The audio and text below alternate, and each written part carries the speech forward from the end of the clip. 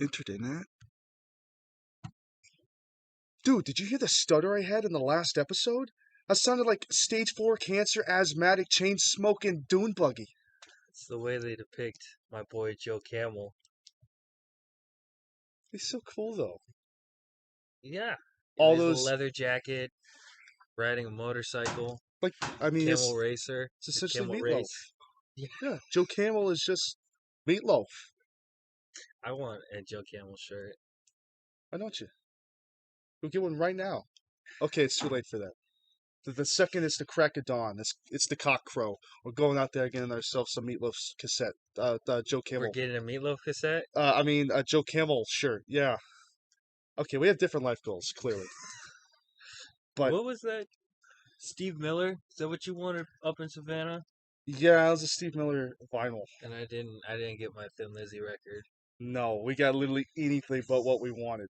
I don't know. My Merciful Fate record is pretty sick looking. It is pretty sick, Yeah. but I spent $150 on a lot of jack and shit. I spent 150. Oh, right, because you got like 5 or 6 different records. Excuse me. 160. Let me get my math straight. I spent $160. How many records was it? 4. 4 records? Excuse me again, folks. 5. Numbers are my strong suit. Just tell my math teacher. I bought 2 records and it was like $40. I don't know what you're getting. I'm getting like big name metal bands, and I only spent $40 getting 2 records. The hell did you? But no, you did get a big name. You got Led Zeppelin. Did you get Deep Purple? I did. You got Deep Purple. Mm. Hank Williams. Mm-hmm. Senior, should be said. Senior. I don't remember the other 2. Junior and the third. Oh, not okay. Not the Williams. Yeah. No, the records you got. I got the band. Okay. No, like the band. Yeah. You know what I'm talking the band. Like the band. You know, that played for Bob Dylan. And shit. What was the other one? I don't know. I don't even think I took it out of the. Jethro Tull, Aqualung. It was the Aqualung vinyl. Yeah, yeah. I christened that on my Victrola, like the second I got it. Right. Yeah. I think I said it. I got Merciful Fates, first EP, and then I got Venom live at Hammersmith, but I don't remember the name of the record. I just think it's live at Hammersmith because they were playing at Hammersmith, and that's the same live album name for Motorhead. It's Motorhead live at Hammersmith, so that's what I call it. Yeah. I saw a few other albums I was really interested in. Particularly, they had Pink Floyd's The Division Bell. They had Metal, Atomic Heart, Mother. Very underrated. I mean, Alan's Psychedelic Breakfast can go fuck off. The best song on the entire record is the titular Adam Hart Mother. I say Mutter because I mean there's a cow on the front. Yeah. There's a cow on the front of the cover. But those are very underappreciated albums. But speaking of voices you can't stand, Yeah, I'm not a big fan of Roger Waters singing. there's a lot about Roger Waters I also dislike. His voice, surprisingly not chiefest among them, but he's a card. His voice is really hit or miss for me. It depends on the song. Yes. It depends on the song. Now I have the 4 albums. Excuse me, I don't have Wish You Were Here. So you have the final cut. I don't have the final cut. I don't have. Okay, so I'm not a real fan. You're missing 2 albums. Nope. There's the big 4 of the people. You're not in the know. Okay. You're not like. I like that one song off of the wall, but we'll get there. You're not like a Floyd fanatic. No. All right. I wouldn't have gotten to go see Roger Waters. I'm sorry. It was a good show. I'm sure they had the giant inflatable pig, and he even went on stage with his I don't want to say Nazi attire. There's a whole word for it, like a subgenre of people who dress up like they call it the Hammer Army. You know, they cross their arms and they have the hammer sigil. We'll get to why. Well, we're going to talk more about that because that's a really interesting subculture that people don't understand is supposed to be like a ironic. sort of thing. Yeah, They take it too seriously. But he went heavy on. Nazi vibes. Yeah, he went, and there's a reason for that. But he went out on stage with his leather jacket, and he had like a machine gun that filled with blanks, and just went into the crowd of people. And then he, of course, had the inflatable pig from Animals. It was a really good show. Until he started doing a hit list of all the U.S. American presidents. You gotta come into my country. Yeah, it's like not even your politics, Yeah. and you see this through all a lot of his albums, especially Animals. They literally name drop the White House and start talking shit about it and like this American capitalism and American this and American that. I'm like, Hey, hey, hey, leave it to us. All right, we we live here. we do it enough. Yeah, We we live. can bash ourselves well Yes, enough, and yes. having someone across the pond shit on us. It's Oh yeah, like your politics are any better. Like, come on. yeah. If I ever get the chance to play overseas, that's the last thing I'm gonna do over there. If I'm a guest in this country, because they allow me to play there, because you have to get the work visa to be able to perform. It's like a whole process. It's the reason why I believe the name is Joaquin, the black metal band that was supposed to open with Midnight Mayhem, but their work visa didn't go through. If I have to go through a work visa and have the privilege to play overseas, that's the last thing I'm going to talk about. And everybody knows, in terms of my art and my projects, I try to keep it as apolitical as possible. Especially if I'm overseas in a foreign land, that's the last thing I'm going to talk about is how their politics are run. Go to fucking Kazakhstan. Start, bro. You're not leaving that country. No, You're not leaving that country. Um, why Kazakhstan? I could have said literally any other country. Yeah, Kazakhstan.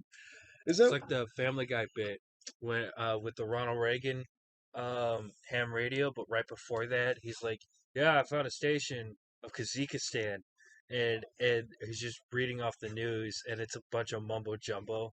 Have you actually heard their language? I'm not No, trying to be disparaging. no, no, It's me, it's it's me either. it sounds like an engine that's. You want to talk about like dune buggy? It's what it sounds like. It sounds like a cold, frosty winter morning, and they're trying to start your car. That's what their language sounds like. No offense, that's just what it sounds like to me. We're keeping this apolitical though. But yeah, fuck Kazakhstan or whatever it's called. But Roger Waters was doing a hit piece on like every American president. If you want to talk about alienating your audience, you're in the South, Atlanta, Georgia, like deep in the South, and yeah, you could say Atlanta. Like when you look at a The graph, city is blue. it's a blue city. Like when you're looking at numbers, yeah.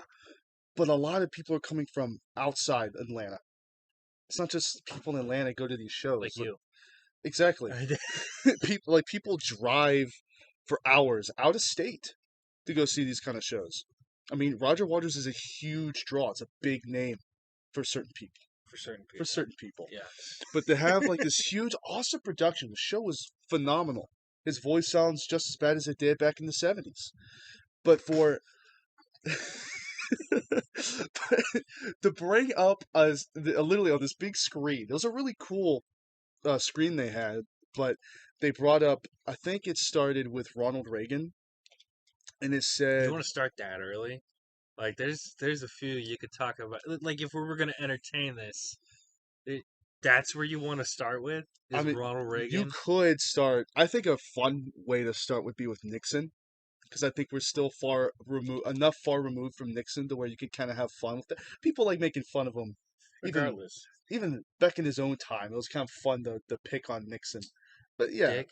yeah, his name's literally Dick. I mean, come on, can't get better than that. But we start with Reagan, which is a controversial president to start with, and to start being like, okay, this is how many people Reagan killed, that he is directly responsible for killing as president. To bring up those numbers on the screen, and then they went to the next one, and then they went to the next one, and then they went all the way through to Biden. But right before, um, they had Trump, and everyone started booing.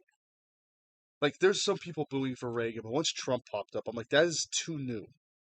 Because I've seen a lot of presidential tier lists on YouTube where people will stop once you get to the modern presidents. They won't rank them because they don't want to sow any division in their audience.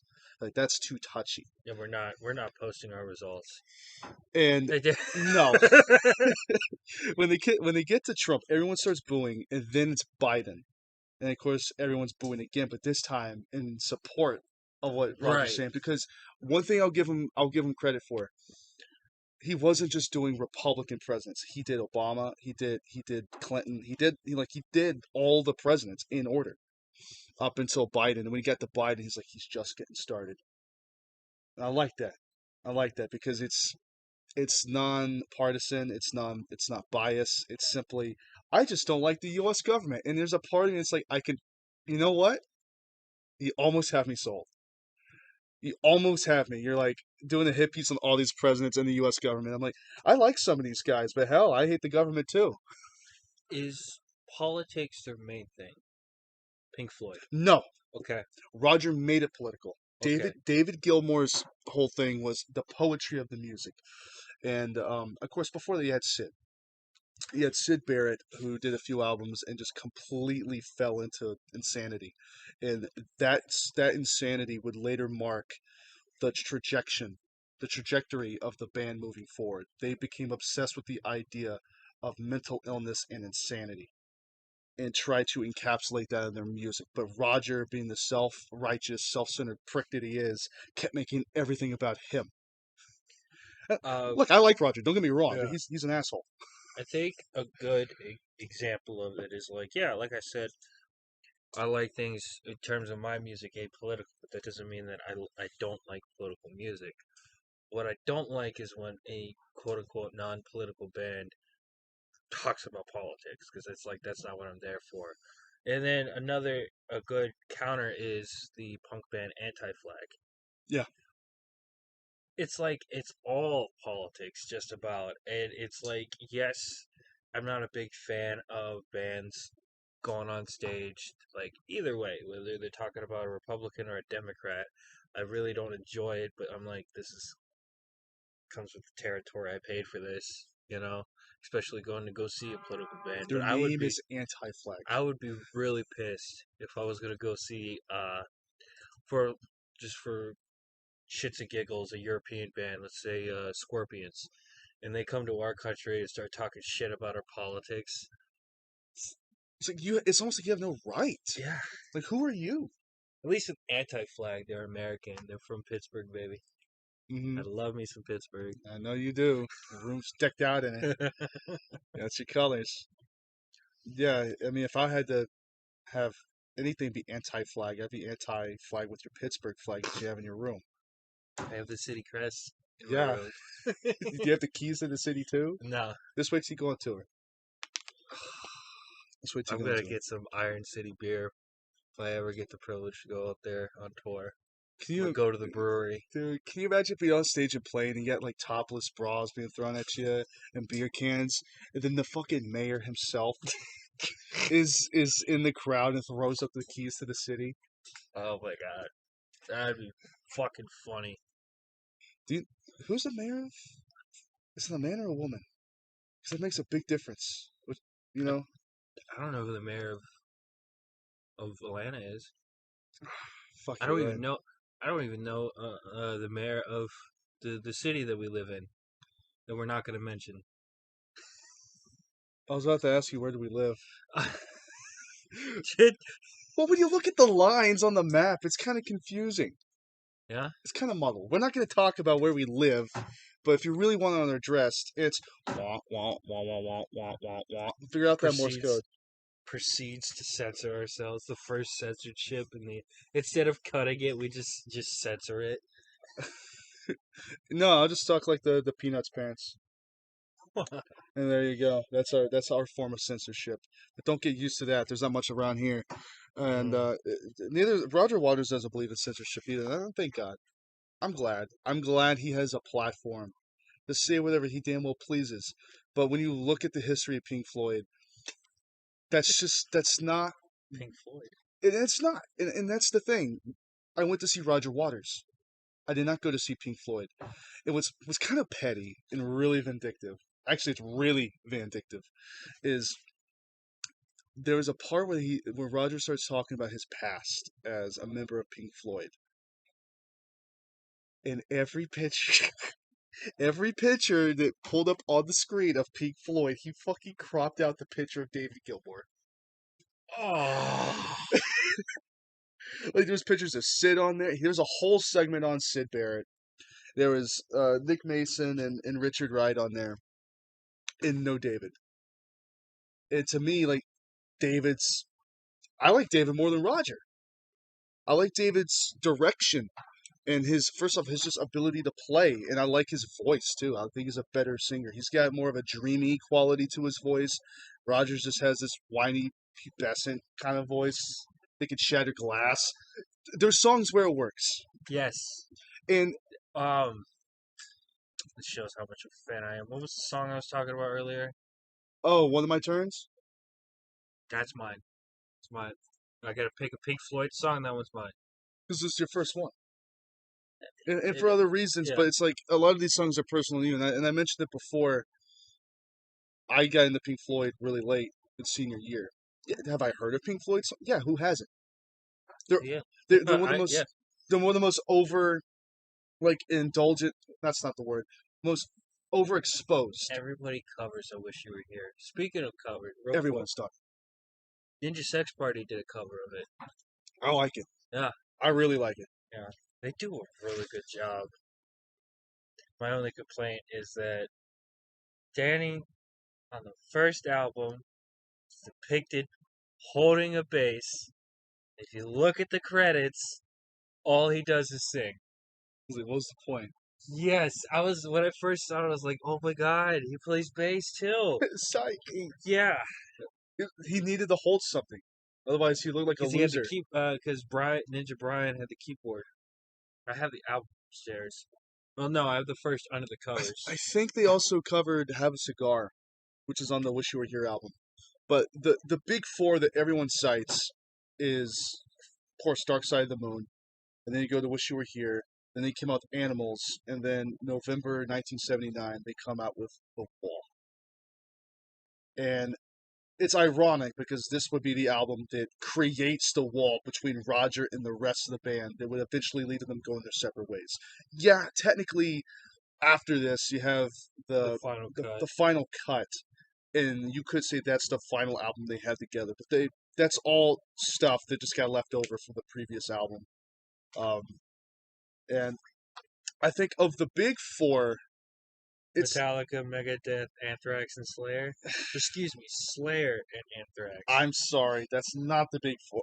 I I You're gonna kind of tell wish me I that's not. was. I kind of wish I was referring to that. No. So I'm gonna get really pretentious here because I It's a think pretentious album. it's impossible to talk about Pink Floyd, particularly The Wall, and not be pretentious about it. You kind of have to. Where's my pipe? I don't have. Oh, I have the dragon pipe. There you go. Yeah, I get the pipe of pretentiousness. Oh, and there's a stogie in my pocket too. Well, how about that? There you go. Thanks, pal. Hold on.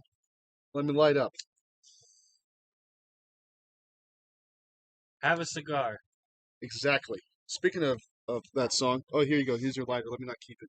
Is Yeah. that the Bucky's lighter? Yes, I still have it. The skin's coming off. I can feel it. Yeah, that thing's getting worn out. That Bucky's lighter. I remember getting that. That's where I got my cowboy hat. And we got cigars too. Holy shit. Good times.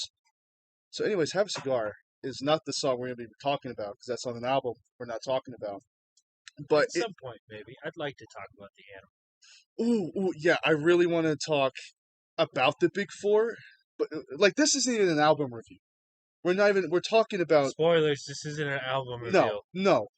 We're bringing this up to talk about the visual aspect, the movie from 1982 that came out. Oh, boy. Yes. Yes, this is your first time. I think it's my third time around, so I'll I'm let you take sorry. it away. I'm sorry. Um, in layman's terms, what you get from the movie is government bad, women bad, education system is bad. But more long form it is Roger's his self-insert character. I mean, literally, Yes, it's literally about him. the whole thing. The Yeah, whole thing. So you have to go in knowing a few things because if you just go in without any prior knowledge of Roger, like like me, like you, that's like you. me. I'm talking about you. There's a few details that might be missed on. Now, I think you got the gist of what he's trying to say. Yeah, I I mean, got it. I yeah, mean, as uncomfortable as the journey it was, I understood. Maybe, maybe for some of the viewers, they might not get it on their first watch. and it's a tough watch for sure. And you might be put off by some of the imagery and the themes that are present, but you have to understand Roger because at the end of the day, it's his story. Yeah, Um, to the chagrin of the rest of Pink Floyd, it's Roger's story, and he kind of took over there at the end. imagine, imagine having a band and you're all working on music together, and then you just roll in with an album. It's like, look, guys, I got it all done. It's all about me. Yeah, and the fact that they went with it too, because they knew it was good. Like the Wall's good. Say Yes, what you want about Rogers, his his vocals, his lyricism. it's so good. He's one of the best lyricists I've heard because we said this before because I remember talking about time on the show and reading it out loud without any music, without trying to enunciate it as if I'm singing. Simply say the words. Spoken word poetry. That's all it is. It is poetry, pure and simple. But to understand the album, to understand the movie, you got to understand the man.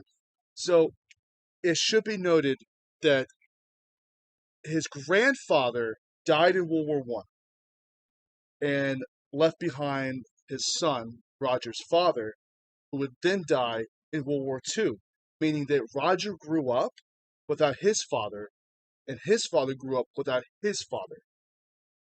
And it's tragic.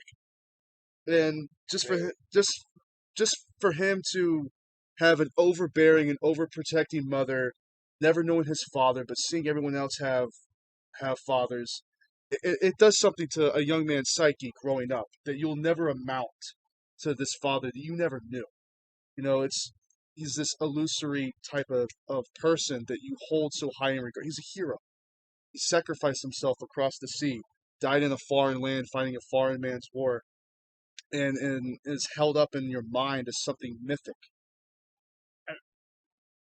They came through with the blitzkrieg. I think it wasn't like like how America entered World War II because the Japanese attacked us. I think it was literally an invasion. Yeah, but I mean, not just his father, but also his grandfather. And he really tries to hone in on this idea that war, any war, is unnecessary. Yeah, And I don't. I'll drink to that. Yes, but I also disagree. I'll just drink to anything. Here, I'll drink to anything. You can say whatever you want. I'll drink to it. But he has this idea that at least when he's younger, that he holds up his father and his grandfather in really high regards. Um, Understandably. but he also blames the system, understandably, the high command, the government, the military itself. He blames society, as any fatherless incel would, uh, for the death of his father. He blames the world for taking his dad away. So he tries to blame as many people as possible and point and blame as many people as he can. And in the end, he's just a miserable wreck of a person who self indulges in drugs and alcohol. Don't think about it. That's not what we're doing. Don't think We're about it. doing it because it's fun. He does it because he's a whiny little bitch boy, Incel. an incel, as the youngins like to say. It's weird using Taxi that. driver. He's a Travis Bickle. Yeah. It's weird looking back on something from like the 70s and applying a modern term like incel Taxi driver. because it's true. It Yes. fits, but it also feels wrong. Like the word somehow doesn't have application, but it does. Like literally the taxi driver remake that DC did. Oh, that Joker? Yeah. It's Yeah. incel. Yeah, the Joker's an incel. Don't forget. Yeah. And guess what? Had daddy issues. Yeah. had daddy issues. It all goes back to that, or mommy issues, like Ed Gein. Yeah. It's funny how that works out. There's something about having parental issues that makes you want to kill women. I don't know what it is.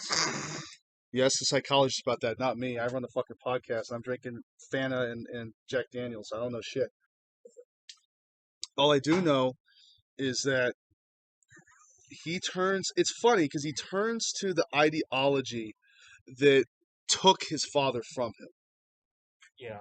A lot of directionless, purposeless young men who hate society, they look for something to be part of. And he looked at what his father was. He was a military man. And yeah, he hates the military, but he takes that, this ideal he has of his father, and applies it to himself and twists it for his own selfish reasons. So he, in his mind, because none of this has really happened. This is all his delusions and him mentally, psychotically breaking down. And I think it's one of the best interpretations of what a psychotic break looks like on film. Oh, yeah. I think the only time where I felt like it was a fever dream of a movie was when we saw the David Bowie documentary.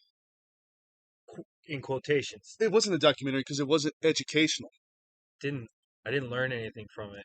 I liked it, Oh yeah, but I wish I went in knowing it was going to be that because I went in thinking I was going to learn something, and instead the movie is really just a collage, of like his life, of his life. Yeah, just and like it's like pictures and images. everything that you see in the movie, probably already seen if you are a little, if I think a little bit more than just have a little bit of an interest in David Bowie. I'm sure people who don't know David Bowie will probably learn something from it, but for us, we know enough. I mean, like he's not in my top five, not top 10, but I'm aware of him. I have a few songs by him, especially from his last album he did.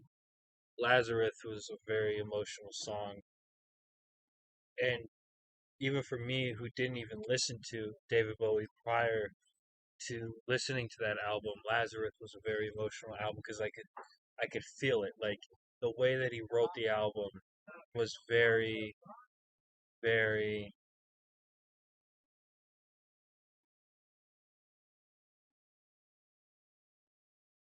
sad because you could tell in his lyricism that he's like, my time is coming. And in a way, some of the Black Magic songs that Lemmy wrote, you could kind of hear that the final curtain call was coming. It's eerie. Yeah, There's something very prophetic about it. I've seen this numerous times with multiple artists. They somehow know, like there's so many of them. They just kind of predict it, and you go to their last song, and there's some hint, even if the song itself isn't like apparently about their own death. There's some hint, some lyric in there foreshadowing it. It's very eerie how it consistently happens across all artists, not even just musicians, but like painters and stuff. he was a painter. That yeah, exactly. But like their last painting always has some kind of foreboding imagery, kind of hinting, or even I mean, fucking Mozart, dude. Yeah, The Requiem for a Dream was his funeral march. He wrote that to be played at his funeral. It was the last thing he ever wrote. It's like, how did he know that? yeah. He was essentially a kid. He was so young when he died. But we're not a classical, we're not a No, classical podcast at all. we'll leave the classical to Randy Rhoads, R.I.P. R.I.P. Good transition. But terms of fever dreams or fever dream movies, this for me was a fever dream. This the Wall movie. In a sense where it was tough to watch. I mean, it's already tough to watch because of the subject matter. It's tough to watch because it's a slow burn the entire movie. There's shit happening. Every shot has meaning. There's a reason why it's in the movie. Doesn't mean you have to care about it. Yeah.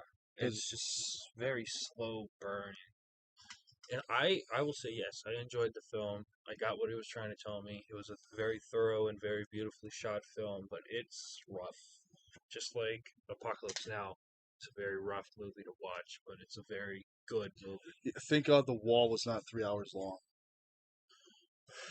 Is Apocalypse Now 3 hours?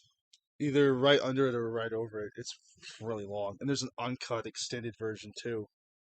It's even longer. Lord of the Rings. Yeah, or Gods and Generals, which I have on Blu-ray. That thing's like fucking, I think close to like 5 hours, dude. I think it's like straight up 5 hours. How long is the Snyder cut?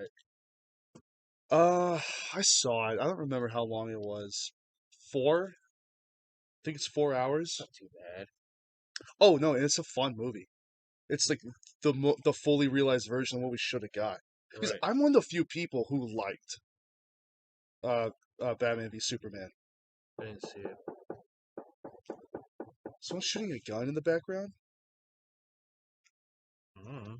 That was a big ass woodpecker. I'll tell you that. Yeah, some car backfiring. Yeah, shut up. We're talking important stuff over here. Moved the Sinden to the porch. Oh, gun in my nose. Like,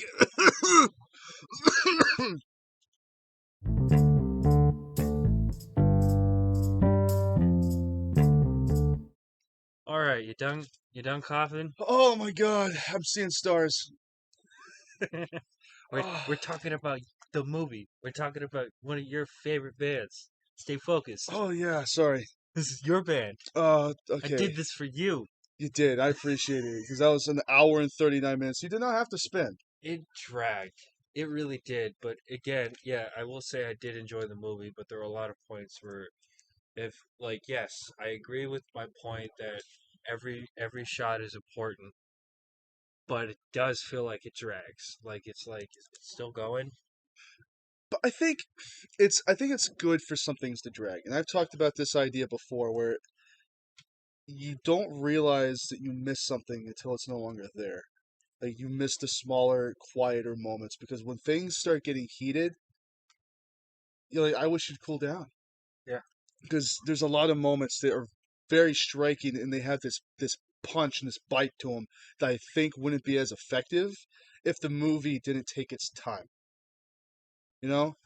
And there's definitely a lot of striking bits to it that have a big punch. My favorite shot is during one of the animations. Which one? The London Jack Yes! starts peeling apart, and then it peels off the blue and the white, and the red drips down the cross. I think that's a very good visual, and I really enjoyed it. It's And incredible. then pivoting off of that, I would like to say I think, not to throw shade, but I think I was the most respectful during the Easter episode. Oh no, I was off the walls. And it's crazy You're the one who because has faith. yeah, and that's why I can say shit because I believe. Yeah, Me and God are homies. And I it's wish. well, it's funny. It's funny. It's funny that we say that because I was actually gonna mention it, but I'm like, I mentioned the fact that I'm a Christian way too often on a horror podcast. But I'm glad you mentioned that because there's few things that get me to tear up. There's few things that really make me feel emotional. Like that loud car. I'm very emotional about it right now, Yeah. but blame it on the Jack. Um, but for some reason, like Passion of the Christ or movies involving Christ at all, for some reason really tug on my heartstrings. Like it really gets to me. Just the depiction of Jesus is like very powerful to me. And there's a few things across media where anytime I see it, I get goosies. I get the, as the British like to say, the goose flesh. Like the ride of the Rohirrim in Lord of the Rings. Like there's a shit ton of moments in there. There's just some kind of humanity to it, some kind of something that resonates deep inside me, some idealism. I don't know what it is, but there's something there. I'm like, that's sorely missing from the world, whether it be love or some form of self-sacrifice. There's just some inherent quality in it that makes me feel a certain way. And the first time I watched 1982's The Wall, I felt that. Like especially during Goodbye Blue Sky, which has the Union Jack breaking apart and bleeding down the cross, which is a great metaphor in its own. Yes. In the animation, we got to talk about the animation. So Gerald Scarfe is the guy who did all the art, and the dude nailed it. And I'm not saying that because of all the crosses. I mean, straight up, the guy just fucking knocked it out of the water. It's incredible artwork, and I'm a big fan of traditional 2D animation. and we were talking shit about some CGI Disney remakes, and and I think you asked Little Mermaid. Ugh. yeah I think you asked me like how I like the Lion King remake, Yeah, and there's nothing wrong with it, but it's pointless. right. There's no reason for it to exist, and there's something way more charming, anyways, about traditional 2D animation. And the animation in The Wall is so just incredible. It's almost without words. I don't think I've seen anything like it, and the only thing I can really compare it to, I think, is heavy metal. Like heavy, like it's like I think the movie would probably benefit for someone like you who loves animation so much if the entire movie was done in that animation style. Yeah. In a and make the movie like heavy metal. Fuck it, bring on Semi Hagar for a song. You know, uh, It's the second singer for Van Halen, right? yeah, the better singer.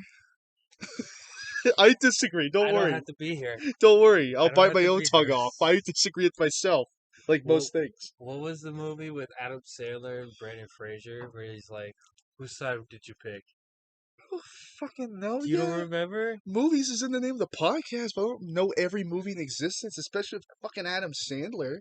Cause you, which side are you on, Van Halen or oh, what was the one? Anyway, The Wall. Do you have I'll any? come back to it. Do you have any points about the animation? It's really good. I like how some of the illustrations they did. I can see why they did an animation because it'd be a little difficult to express the metaphoric and very like the symbolism between four things. It'd be very difficult to illustrate in live action. I never think Mm. that the animation really helps progress the story.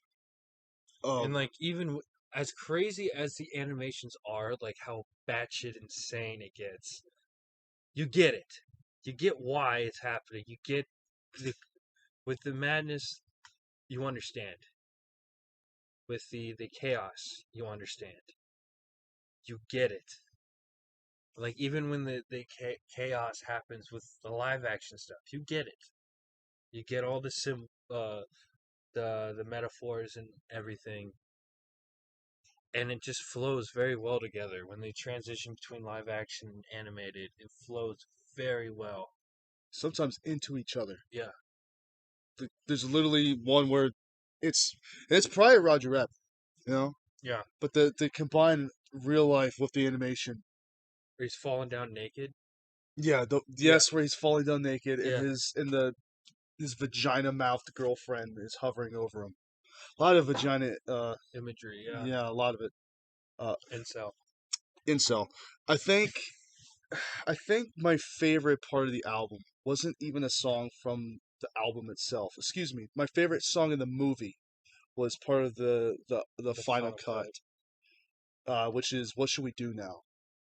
Because the whole scene is just so cool. The animation's great. I love the build up, and for the wall to just like go across the countryside, like just cut through the countryside, turning everything corrupt. Like it turns a flower into barbed wire, and then it smashes through a church, and there's all this consumeristic, capitalistic imagery that's on the screen, and then it just goes all out, showing naked women dancing, and shows guns going off. It shows disease and needles, and it's like all the vice and depravity of man because it's showing that all these things are just distractions. All these things will not make you happy. These are momentary distractions from your own happiness. And you can try and cover yourself up with all the drugs and vices that man's have to offer, but your problems will not go away. Your dad's not coming back. Grow the fuck up.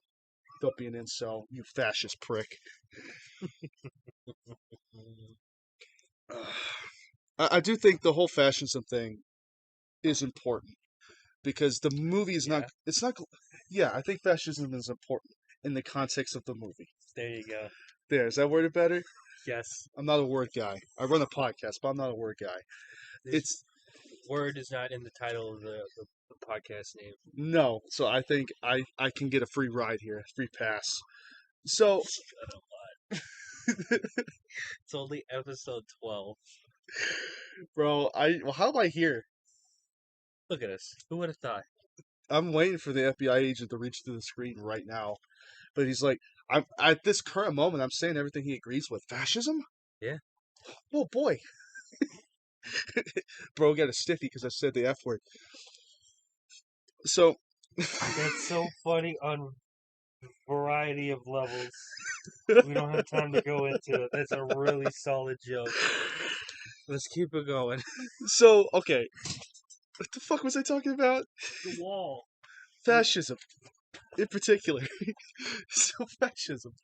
So I think the fascism element's important in the context of the movie because first off, his dad fought and died fighting against fascism, and for him to adopt that as a coping mechanism is very interesting because I was just saying before, a lot of young disillusioned men gravitate that for some semblance of purpose, but it's not glorified.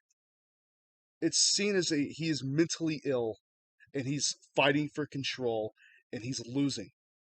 And to gain some semblance of control in his mind, he thinks of himself as some fascistic, autocratic dictator because that's how Roger felt. He would look over the audience of all these fans and he hated them. He thought of them as a bunch of barbarous animals. He hated these guys. And he thought, you know, if I told all these people to go burn the city down on my command, they'd probably do it. They're a bunch of animals. They'd listen to anything I said. And that fact scared him. The thought that he had so much power as a performer, as someone on stage. And these guys, Pink Floyd never got into any crazy antics. Didn't go through a country club with a lawnmower like Slash. They weren't like They didn't fuck. run naked through the same golf course, tripping on acid, butt ass naked. Yeah, they didn't. They weren't like Billy Idol and was holed up inside a hotel room with a police standoff, throwing your TV out the window. Throwing the TV out the window seems to be a trademark of most rock bands. Motley Crue. Molly Crew. Well, at least I can say this affirmatively. I don't think Roger Waters sniffed fire ants out of his own piss. Ozzy's the goat. He is the goat. And when he bit that bat's head off, he thought it was fake. He was also incredibly high on drugs, so give the guy a pass. He didn't know that was a real bat. Who the fuck has a real bat? And what? Like what? Come on, that's not his fault. There's some Hammer film, Dracula films where they pour blood. I forget which movie it is. They pour blood on an actual fruit bat. The shot, and it's a very worrisome shot because you can see the poor thing struggling inside the test tube. One day we're gonna talk about. Hammer films. There's a lot to talk about. Now they dip in quality the further they go on. Each first one is the good one, and then after that it goes to hell. Literally, the last Dracula film is a fucking kung fu movie. And it doesn't have Christopher Lee in it either. No, so is it really a Hammer Dracula film without Christopher Lee? No. It's crazy that he played Dracula twice. The Hammer films and in Star Wars. Yeah, and he played with the guy who was the commander of the Death Star, Peter Cushing. Yes, that's even And crazier. Peter Cushing was both Frankenstein and Van Helsing in the Dracula movies. I knew him from the Hammer films before I knew him from Star Wars. Not many people can say that. Yeah. Again, I knew Count Dooku, or I knew Christopher Lee as. First off, I knew him as Sauron from Lord of the Rings. Then I knew him as Count Dooku, and then I kept going back, and then I realized he was Dracula, and he's the I best knew him as Dracula. Dracula. Yeah, I you knew do it him. better than me. I'm envious of you.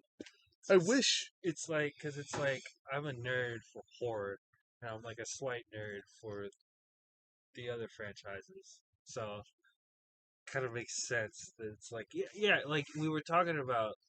I have the weirdest thing about Clint Eastwood. I know him from Revenge of the Creature.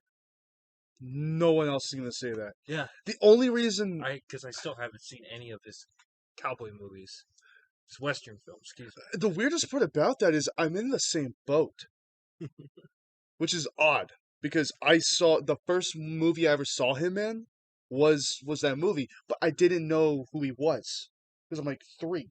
I'm like 3 or 4 when I'm watching the creature films. I was Okay. always a big fan of the creature films, and I knew him from that. And it wasn't until I saw Back to the Future Part 3, where they have the poster outside the theater. I'm like, holy shit, that's who that was. That was his first acting gig. I didn't know. That was his first movie that he See, got credited for. I can't say the same for Johnny Depp. Yeah, I knew him as Edward Scissorhands, not the first kill in Nightmare on Elm Street. Is it now? He's not the first kill, but you know what I mean. yeah. I mean, it's his first film. It's his first film. Yeah. I'm only using it as an analogy because I know Clint Eastwood from his first film rather than somebody big like Johnny Depp. I mean, I knew him as actually the first one I watched him in was Secret Window, Okay. which was essentially like like the Alfred Hitchcock Yeah. movie, but I just remember it was good, but I was really young, and there's a part in it where a dog dies. Spoilers for, I guess I'm gonna have to put that in there. There's a spoiler for Secret Window. Uh, yeah, there's a subreddit. It's like people will go there because they don't want to watch a movie if a dog dies, and so they'll go and ask people, like, "Hey, does a dog die in this movie?" And people will say yes. So like, okay, I will watch the movie. So if you don't like they dogs didn't. dying, don't watch Secret Window. They did need to kill.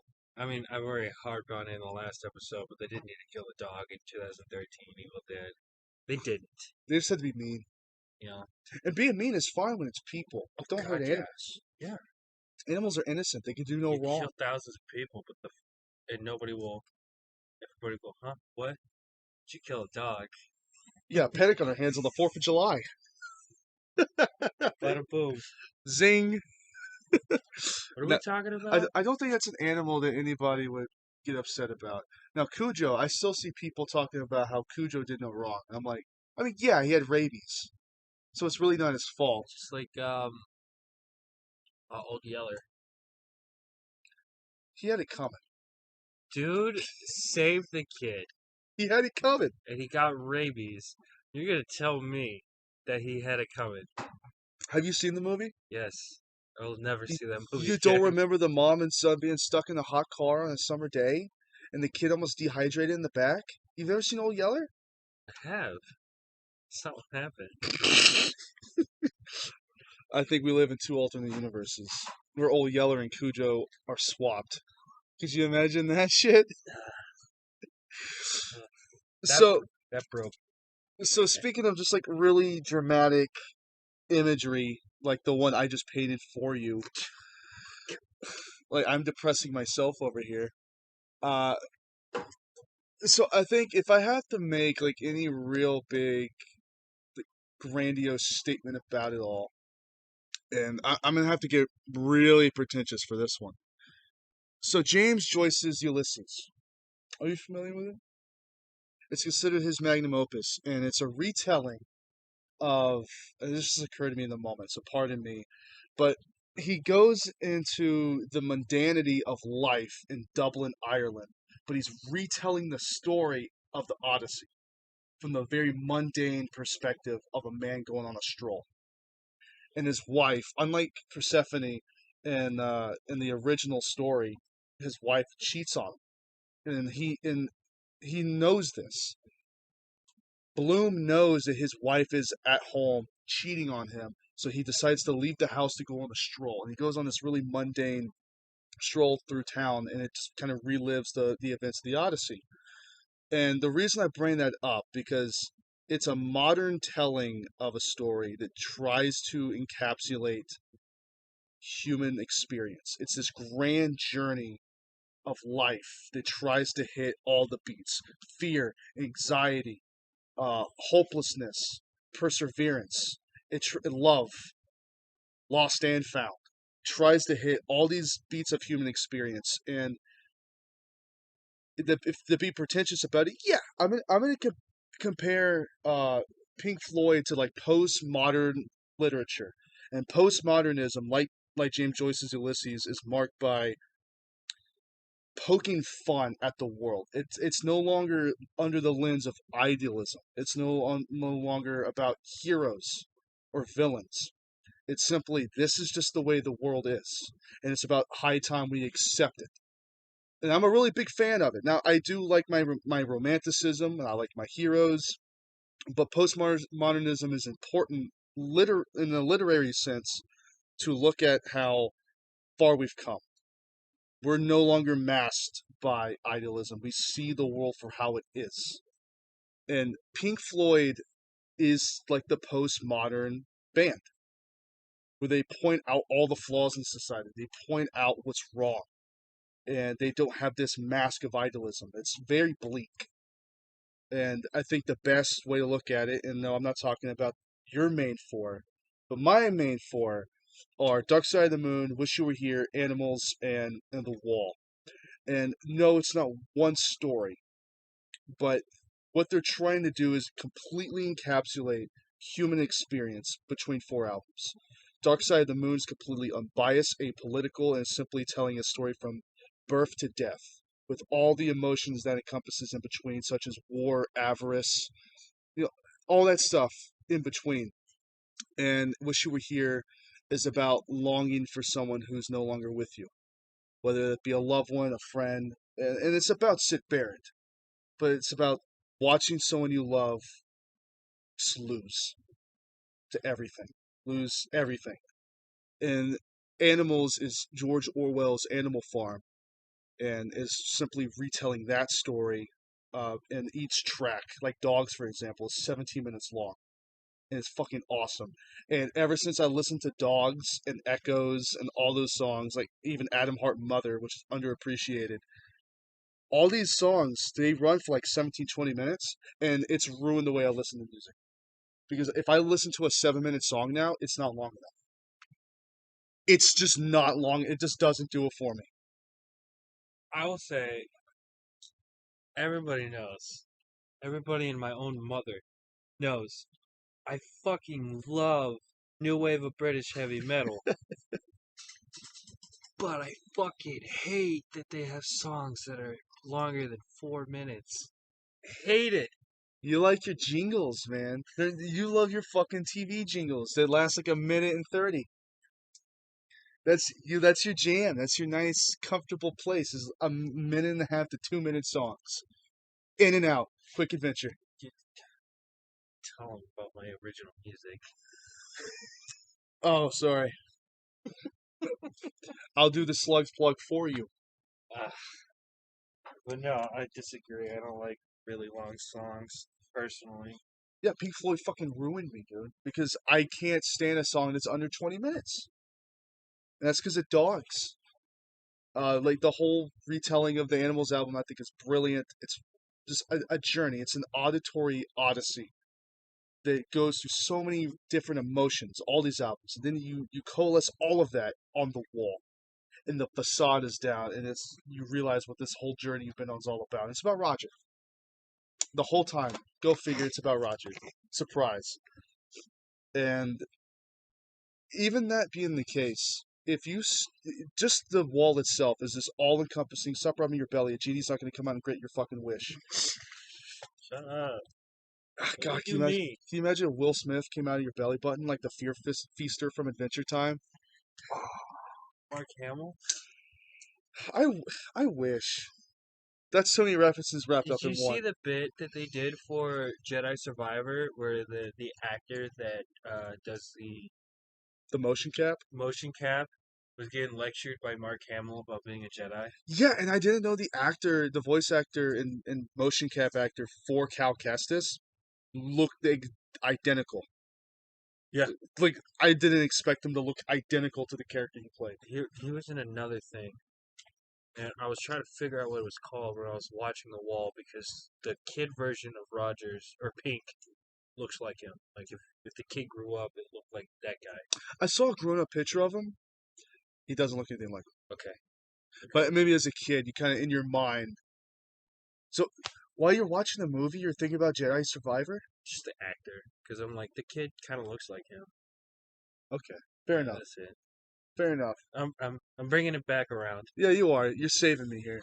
I'm drowning. Whew, I'm waiting for that shepherd's king to come and take me off the stage. But yeah, it's to be as pretentious as absolutely possible about it. It's this all-encompassing range of human emotions and it when you end on the wall,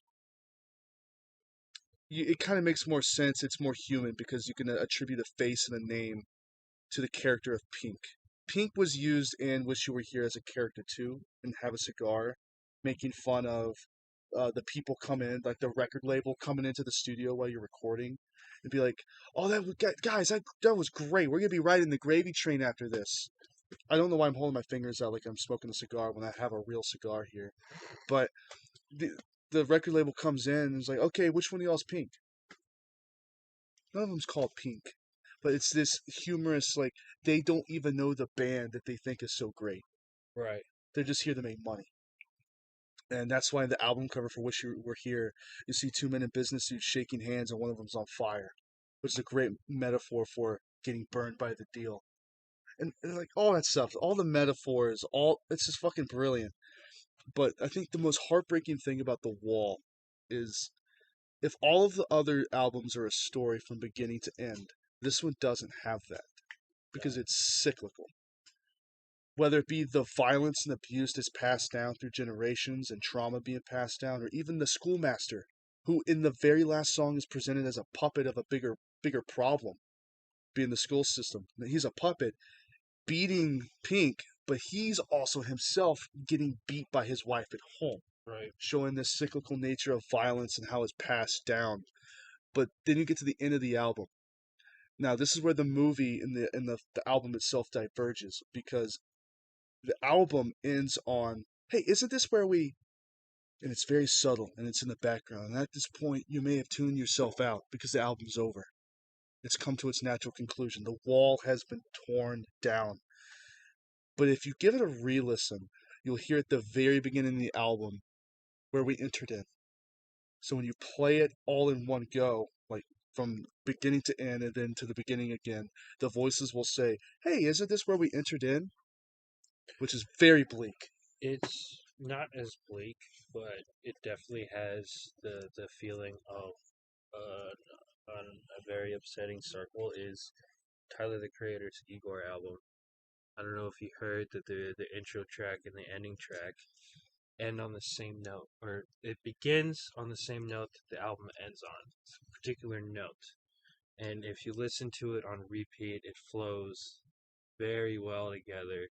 And it obviously the topics are very different. His more of is getting thinking that he found a partner, but his partner is ashamed of the kind of relationship they have, and it's him dealing with that and going through the same cycle of this with people that he would like to be partners with, and it's just this ever sad cycle of just like I really like this person, this guy is showing me interest, and then he leaves with another woman, and then it ends on like can we still be friends, and then it circles right back around to falling in love with another person just for them to leave him.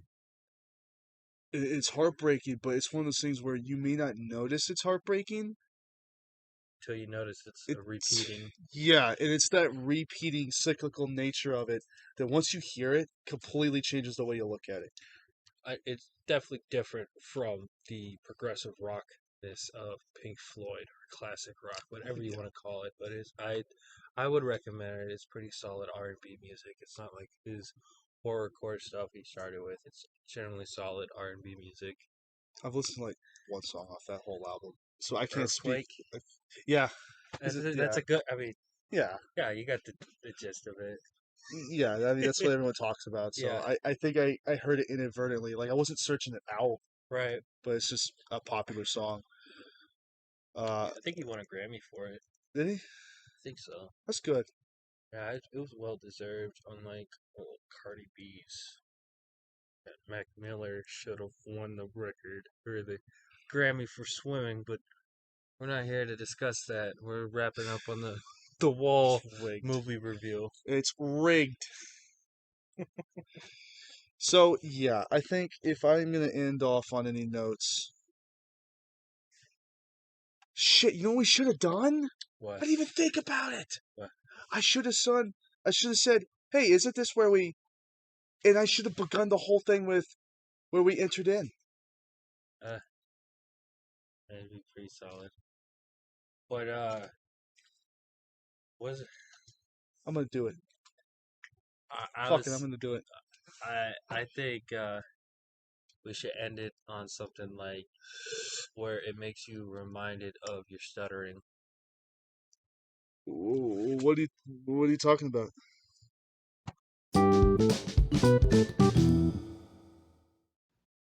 In that, Doug, the nostalgic critic. That's how you do The Wall review. And I didn't even need Corey Taylor.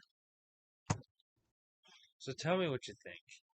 The idea of does four solid albums and the rest of the discography being shit equal a discography that is consistently really good, but not on the same level of those four albums?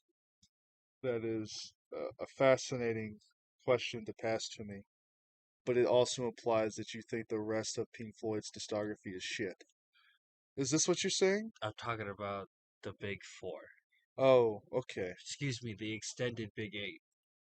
okay, So okay. we're talking Metallica, Megadeth, Slayer, Anthrax, Overkill, Testament, Exodus, and Death Angel. I am suggesting that maybe, just maybe, Metallica's four, not including Injustice for All, because I think it's a shit album. Uh, the Black Album, Master of Puppets, Ride the Lightning, and Kill 'Em All.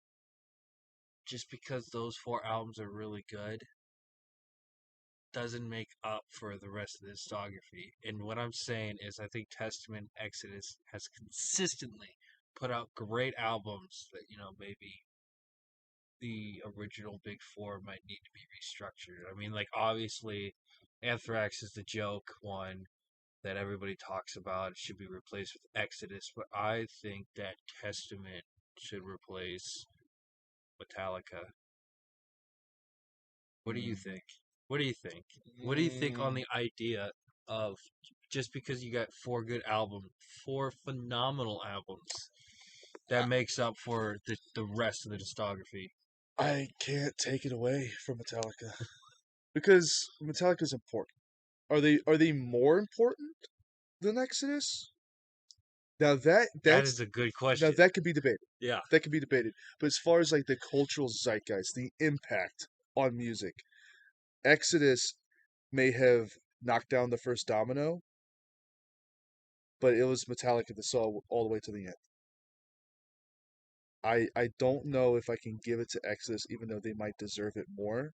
But as far as actual influence, Well, the argument is like everybody knows Exodus should be in the big four over Anthrax. What I'm saying is I think Testament should replace Metallica. Testament, Yeah.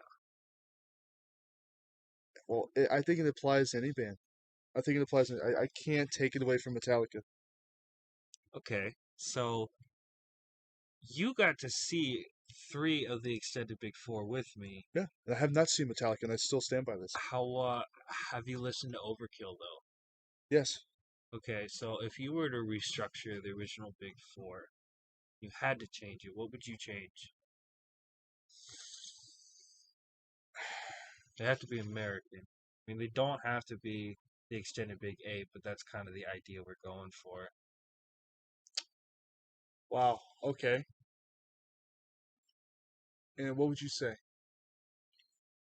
Probably Testament, Mega or Slayer, Exodus, uh, Testament, and Megadeth.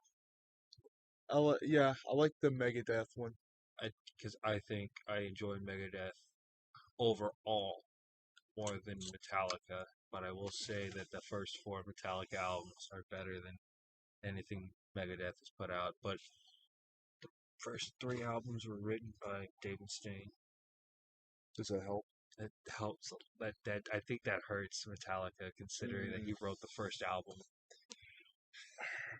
Okay, Megadeth is really good, but it always goes back to the four Metallica albums. Those four albums are so good that even the best of some of these other bands will never come close to it. Nah. And I don't even mean just like from cultural impact and how it changed the landscape and made this kind of music mainstream. He got bonded by blood. from Exodus. You got New World Order, Testament. You got Overkill's self-titled, and you got Death Angel's first album, which is slipping my mind right now. I don't think it was Ultraviolence, but that's the one that I think is probably their best album. It's the one I have on cassette. Um, I don't think Death Angel could make it in the big four. No, and like Even there's when we saw them live, they were phenomenal. But I don't think, in terms of, if we want to judge importance, longevity, and impact, I think that Exodus and Testament have a bigger argument than Overkill and Death Angel. the reason I'm struggling with this is because it's so subjective and up to personal taste. Because even within these different bands, even though they're in the same genre, they're so distinctly different from each other at the same time. But it's only one of those things you notice if you listen to it. Yeah, If you listen to all these different bands and compare them, they're so different. And if you sit down and sit the Testament or Exodus, and you know what you're looking for, and you know what you're listening to, you you can tell, like you can tell that there's a difference, and you have to judge it on its own merits and say, well, yeah, we got to think about the impact of it on not just the genre but music as a whole, how it pushed forward, new things. And Megadeth has to take it has to be included because as far as pushing forward a new sound that had never really been heard before, but also had the impact to back it up, like Testament and Exodus don't actually have that kind of sway outside their own genre. right. Megadeth is a band that other people know, and unfortunately we have to take into account mainstream appeal.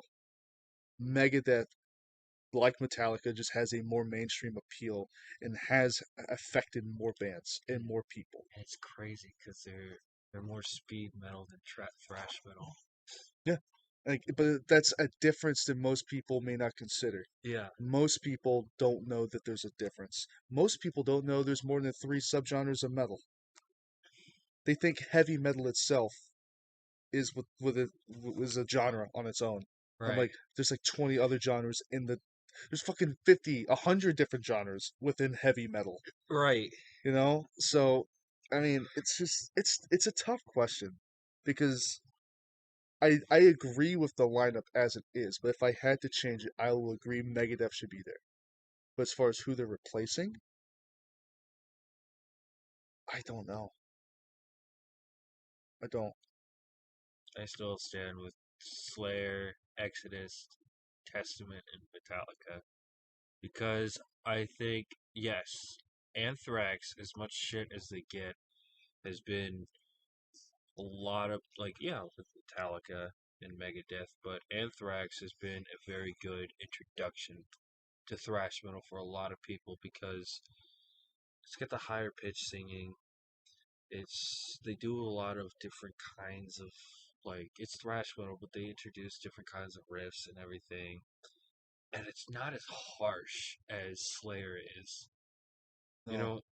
So I think as much shit as Anthrax gets, I think that if we're doing solely importance, Anthrax will still be on the list. What about Venom? Venom is, I would say, the big original four of black metal. I would say, even with my new guitar player, we disagree on. I think Venom was the first black metal band. He says Bathory is the first black metal Which band. is A uh, very good that's answer. a great answer. Yeah. Yes, because I see the point where he's getting at. Is it like the idea of somebody can start walking with an idea and then another band come in and run away with it? Just like Exodus was the first domino for thrash metal, but Metallica was the one that's like, this is thrash metal. Possessed put out the first demo for thrash metal, literally called death metal, but Death ran away with it. You know, I think that, just like I think I disagree with the Possess and Death thing because I think Death was, I consider it first, but I do consider Possess a death metal band and not a thrash metal band. Um, but I think Exodus really invented thrash metal. But I'll give it to Metallica because they had the studio album. But in terms of Venom versus Bathory, I think Venom not only had the first album out, but really like nailed the idea of what black metal at its roots is: fast, punky, and dark. Dark lyrics, almost to a theatrical aspect of like not only just the stage performance, but the energy how he sings with his lyrics is very theatrical. which is important to the genre. Yeah, but I will say the harshness doesn't really show. I mean, Venom is still harsh. I mean, you show somebody who's like, yeah, I like metal, and they'll like they can do Metallica, Megadeth, but if you show Venom, That's how you weed out the chaff. yeah, because it's still not like intense music. I mean, because black metal was before thrash metal, you know. So This is weird to think about. It's yeah, when I crazy to think about. yeah, it predates so black metal, thrash metal, and then death metal. It's I could see death metal coming last, but black coming before thrash yeah. is insane to me. I think the big four for black metal is they're essentially the well, yeah, um, Venom, Merciful Fate, Bathory, and Celtic Frost are the big four of the original black metal. Celtic Frost is the one wrench, and everyone's like when people think about it, I don't think many people bring up Celtic Frost. They don't. They don't. I only say Celtic Frost is because that's what the Hellhammer turned into. Hellhammer would be in that spot because yes, they had I believe they had one album, but I could be wrong, it being a demo or an EP. But when they broke up, Celtic Frost started, with the original singer and No. some of the original members. People, I've heard more people talk about Hellhammer than Celtic. That's fucking insane. Yes, because there was more longevity with Celtic Frost. I mean, like they start like not to say that the song is bad, but when they do Mexican radio, that kind of showed the shift in the direction that they were going with. Because I really think the first Celtic Frost album really still holds that almost Hellhammer, Hellhammer vibe. Yeah, but it goes to the point where we're saying that with Hellhammer barely having any music, like at all, to still be more recognizable and more beloved by the community than their successor, Yeah, which shows that you don't need a lot of music out to make a difference in the community to make that big splash. And that's really interesting to me because no one talks about Celtic Frost. No one. they're good. I like their cover of Mexican radio, or at least I think it's a cover. Could be wrong, but it's late, so it. We're prone to being wrong Yeah, in the wee hours of the dawn at this point. yeah, but I definitely think Venom was the first black metal band. You can't tell me otherwise. Kronos has been such a big influence on me, so I'm just a biased fanboy. Right. He's one of your biggest influences, if not. Would you say he's like your single biggest? You got Lemmy, you got Athanar, you got Phil Lynott, you got Geezer Butler. I love how you pick what influences you want from all these different people. You definitely get your alcoholism from Lemmy, for sure. Now, musical ability, that's a different story. We can give that one to Kronos. I mean, yeah, because it's like, I mean, not to discredit his bass playing. It's really good bass playing, but it's because he was a guitar player. Right. It made you respect guitar players too. Yeah, they, Made you want to play guitar. well, more so with like Fast Eddie. Right. I think the thing that really inspires me about Kronos, not just being a bass player, is the idea of he started. So it was originally a five piece. So the bass player left, the singer left, He's like, well, fuck me. I guess I'm gonna play bass and sing Might as well. just to try to keep the band going. Just sacrificing your position. It's like, yeah, he. That's the band he stayed with, even with his solo career. He played bass, even though he started as a guitar player. He consistently through his career played bass. Which at any moment, once when they're like, yeah, Venom is fucking awesome. Just like with Blackie Lawless, who changed to guitar. Once when there was an able for a change in positions, he went back to guitar. Kronos could have gone back to guitar, but he chose not to. It's like Lemmy. Lemmy was originally a Mhm. really good guitar player, but he played bass uh, towards the in Hawkwood, and he could have gone to guitar, back to guitar for Motorhead, where he stayed with bass. Thank God he did. Yes, Because can you imagine Lemmy not being a bass player and a singer? yeah, There's not many of them, but you can count yourself among that group now as a yeah, as a bassist who sings. yeah. There's not many of them. Kronos is a bass player who sings. Lemmy is a bass player that sings. Phil Lynott is a bass player that sings. There's more than you think there are. But as far as like the big hitters, like big bands, there's Tom not. Araya, Slayer, It's and then it's literally the big four. yeah. It's funny how that worked itself out. That Yeah, I think it's funny. In the Big Four, the rhythm guitar player for Metallica sings, the lead guitar player for Megadeth sings, the bass player for Slayer sings, and Anthrax they just have a singer. It's the only one out of even the extended Big Eight that's five members. That's right, has a singer that just sings. do you have like less respect for a band that just has a singer, or do you respect a band more where everyone plays an instrument and sings, like Kiss? Yes, uh, but uh, Guns N' Roses and AC/DC get a pass.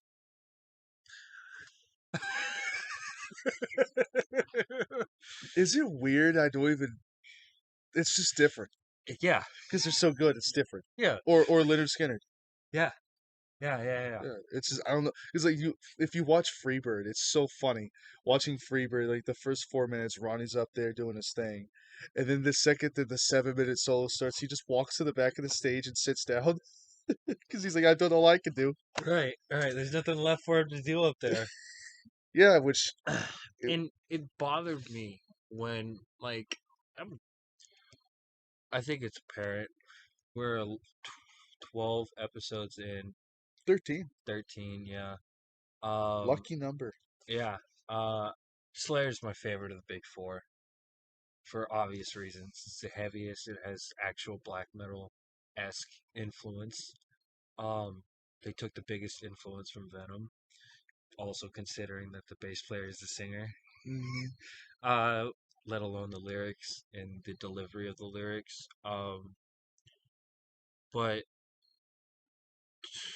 I with Geezer Butler, I think I don't think there's really any recording of him singing. He might have done backing, but at that in that situation, I really think it would have been Tony Iommi that would be doing backing vocals. But then again, I don't think that ever happened. You know? If it happened, he was probably uncredited. Yeah, He probably sneezed in the background of a recording. yeah, There you go. He made yeah, his cameo appearance. yeah. And then so yeah, I think uh, there's another Phil Lynott. Mm. It's a good example. He was a singer that didn't do anything.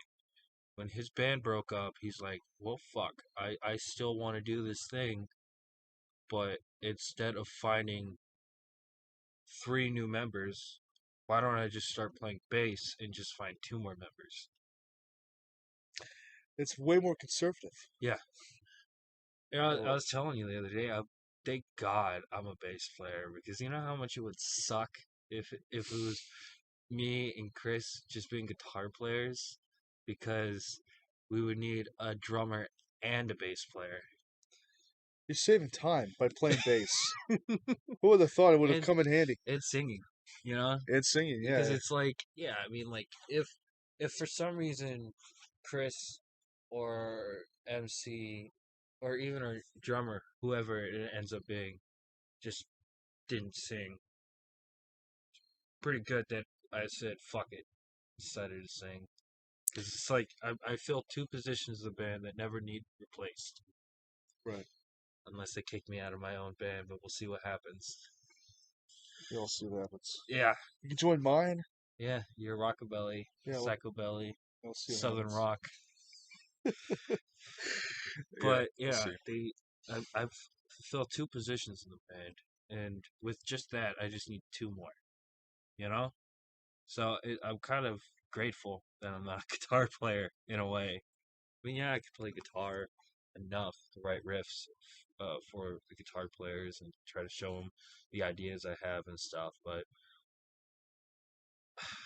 just to me, bass is so much better, and with the variety that bass singers bring, because I love, like, even with Athanar, new music, the way that he writes mimics the rhythm, like how the structure of the lyrics, how he enunciates, like you can't stop steel. I'm mimicking the bass part. They can't see you. I know. I can see you. Yeah, like the way that the lyrics flow match the bass line for for the rhythm, you know, more so with the bass because I don't know how Dave Mustaine does it, playing solos while he's singing. That's a really good question. How does Dave do it? Yeah, There's two things we don't have the answer to in life. One is how many licks does it take to get to the center of a Tootsie Pop, and the other is how does Dave Mustaine do it? The world may never know. oh, it was funny. Willow was talking about how he was like, how he's so cute when he was younger. He had like the strawberry blonde, and then proceeds to be like, oh yeah, he's a twink. He says the damnedest things. I thought I was out of pocket with some of the stuff I say. Like, I damn, agree, but that's besides the point. is this one or mine? Yeah, it can be. Thank you. I no, I think it's definitely a really good question to ask. If like like when you take Thin Lizzy or Motorhead, all their albums are great. No duds in the barrel. Yeah, No. but you look at like Megadeth compared to Exodus. Megadeth had or excuse me, Metallica has for me four solid albums that are like almost perfect. And then the rest of the discography is not great. But then you look at Exodus discography, which is consistently great. Not perfect, but great. Every album is great. There really isn't any duds in the Exodus or Testament catalog, but again, I think that is always a good discussion to have, especially with different styles of music, and when you group them together, calling things the Big Four or the Big Eight. What really defines the band is the quality of the discography to me. How it all feels together is what I really, really like. That's why I love when I find a new band, I listen to all their music chronologically. It lets me see where they started from and where they are now, or where they ended. And I look at bands if what for me makes a good band. A good band is only as strong as their discography. Yeah, they can have the best live shows. Like, like not to shit on the band because we both like the band and you like them enough that you've seen them. Steel Panther does not have the best songs. They're fun to see live. Yeah, I saw Steel Panther open for fucking Judas Priest, yeah, and that was awesome. That was kick ass. I was with my parents, and of course, we don't know who Steel Panther is. We went to go see Judas Priest, and I'm like 11 years old, right, which kind of dates Steel Panther because I still think of him as new. right. But I never heard of Steel Panther near the day, and to go see Judas Priest and Steel Panther open for him, you'd better believe my parents were giving each other the side eye. Like, I thought we were just going to see Judas Priest. Right. I'm not talking about Asian hookers. Like, it's already crazy to take like a small child. I mean, I'm 11, but I'm a preteen to go see Judas Priest, and that's at the time the heaviest show I've ever seen. Because before that, I saw fucking Steve Miller and Journey and Def Leppard. So this was the heaviest show I ever went to, and I think I get worn in real quick with Steel Panther. Well, you But see what I mean? that's a good example though. I think, for me personally, the discography or the band is only as strong as the discography. The consistency of this discography, and it's funny because bringing it back to Pink Floyd is like, you talk about those 4 albums that deal with like existentialism and all these heavy themes of isolationism and all that span the whole entirety of the 70s. But you go before that, people pick and choose. It's all up to preference. Like, yeah, I like this one. No, what are you talking about? That one sucks. There's no consensus on like what's a good album. It's only those 4 albums that people collectively as a consciousness. Everyone goes, that's great. Everyone agrees that these are objectively good. But when it comes to their other stuff, people just can't make up their minds. Nobody says Saint Anger is the best Metallica album. No, in fact, I don't think I've ever heard someone say it out loud. You're the first person I've ever heard that mentioned it out It's loud to me. Nobody said that it was the best. I don't think No. anybody will ever say it is. But You say Kill 'Em All the, is, I'll give it to you, sure. yeah, yeah, Oh, yeah, yeah. yeah. I think I'll vouch Kill 'Em for you. All is the best. But I think going off your analogy with Pink Floyd, the Doors Hmm. are very consistent all the way up until Jim Morrison died. They tried They're not bad albums. They just don't feel like Doors because albums. Jim Morrison. It's one of those instances, and this happens a lot. The same thing with like Motorhead and why they decided not to continue because it just wouldn't. It It's wouldn't not. be It's Motorhead. not. It's Yeah. not Motorhead. It's not the Doors without Jim Morrison. Is the music like the Doors has a very specific sound that I've never seen anyone else replicate. No. Just the way they play is so interesting. As much as I love the Doors, I'm not even gonna try. I don't. It's so unique to unto them. So to say that Jim Morrison is still so important to the sound of the band that when he leaves, when he dies, that the Doors, even with the unique sound that they have, can still not capture that magic. It's one of those rare instances where if you lose your singer, you ACDC for bring them back again. They may do. It did pretty damn good. Yeah. And we talked about Sammy Hagar earlier, um, with Van Halen. That's another instance of I think they pulled it off. Is it as good like with Brian Johnson and AC/DC? No, they didn't quite capture it, but it's still not bad. But like, imagine if Geddy Lee died. Is it Rush? No. He is Rush. He's There's a reason why Geddy Lee's the best bass player jokes. Cause I don't think we mentioned him. it's because he's not what I don't think is. Objectively, I think he's top 5. But in my opinion, he doesn't resonate. I do like Rush. I like a lot of Rush songs. Tom Sawyer is a classic. I'm more of Limelight guy. Actually, I'm a 2112 kind of man myself. Should talk to my dad about it.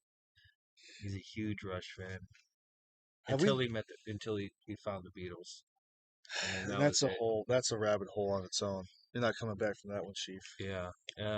But yeah, I mean, I would say yeah, Geddy Lee would be up there as one of the greatest bass players. Just like I would say, Primus's Thank you. Claypool is one of the best.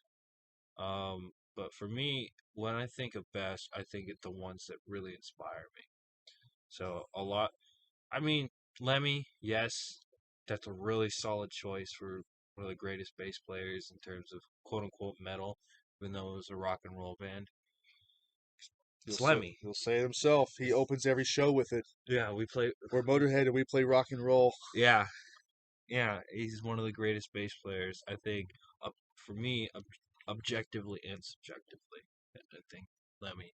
But then when you get into my other choices like Athanar or Kronos or like you get up there like Phil Lynott, and then you really get up there with Geezer Butler. But I think in terms of my top five, Lemmy is the only one where like most people will agree. Because I mean, like, yeah, I mean, if we want to extend it to 10, of course I have Cliff Burton. Cliff Burton would be for me, even though like Athanar is still around, I think Kronos is still around, Geezer Butler's still around. Um, sad Lemmy and Phil Lynott aren't here, but R.I.P. Cliff Burton would be the best, the greatest living metal bass player. That fucking bus robbed us of greatness. Robbed him. Kirk has his. I don't know if he said it in a recent episode, but like in the '90s when they did, like the late '90s when they did the VH1 Mm, special talking about Cliff, he has guilt. He has survivor guilt from it I'm sure. because that was the bunk that Cliff was in was the one that he was supposed to sleep in, but he said that let's draw Yeah. straws. One of those crazy twists of fate. Maybe like even talking about what ifs. If Kirk never left Exodus, dude, maybe Cliff Burton would still be alive. Yes. No, like 100%. Yeah. Yeah, 100%. but Cliff Burton to me, like, yeah, if he was alive, he would be the greatest metal bass player alive. But we are grateful that for most people, we did see the greatest living bass player alive play for Testament, Steve Ajario, Steve. He was in Death. He That was guy. in. He was in Carnivore, not Carnivore. That was Peter Steele's band before Typo Negative. I forget the name of it, but he was playing he was double dipping with that band and Death at the time. But I believe he started with Testament, and currently when we saw him at Testament, he's what most people would say is objectively the current greatest metal bass player.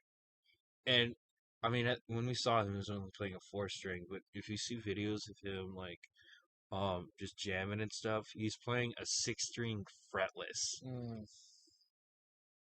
He's doing the gallops, he's doing the plucking and slapping, while he's just doing all kinds of crazy shit across a six string fretless bass. Is it as impressive as Benny King restringing his guitar in the middle of a song?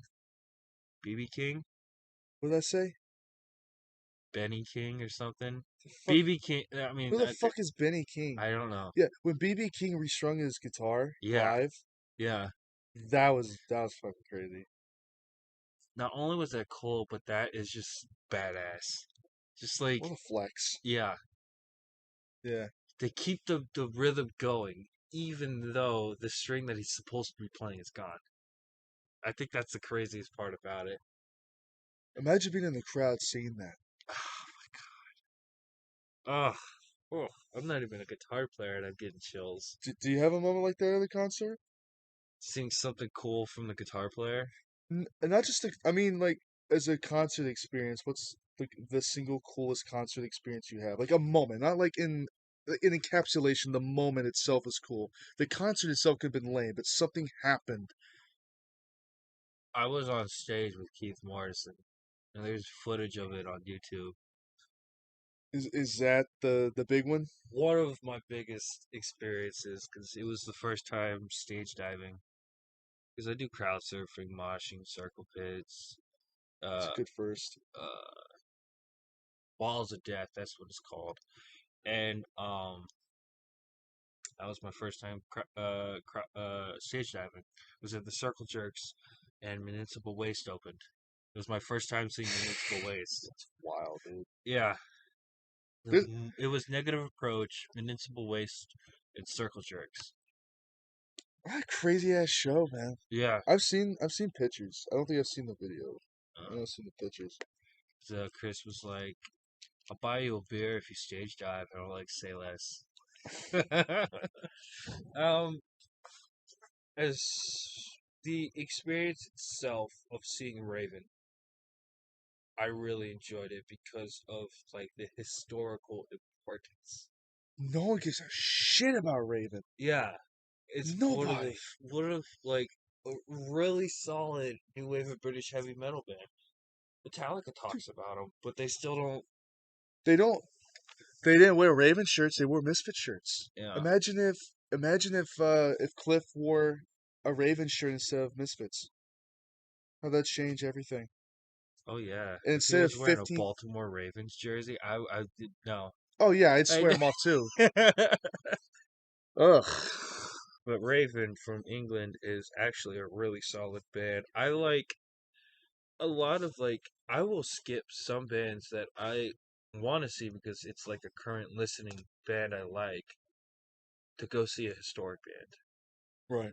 Because it's like, especially like, I mean, my favorite metal band was opening for Merciful Fate. So I'm like, that's a double whammy. Not only that, but the lineup was Midnight, Creator, and then Merciful Fate. Not a dud. Not a single dud. You got Man, two historic bands and my favorite metal band. that was just a crazy show. And I said it last time, but there wasn't an inch of that ground that wasn't considered the pit. No. Um I do like probably exposing myself as a super fan, but the Nerd. yeah, when Midnight started, it was like a Motorhead moment where it was too loud for anybody to hear the vocals or really the guitar or anything. But because I know his bass lines, when I hear them, I know exactly, okay, it's that song because he's playing this bass line or that bass line or that kind of riff. And I was having a ball. I was like, because I knew this, I was singing because I knew exactly what part he was at because of Dude, you were screaming tits, ass, and pussy at the top of your lungs.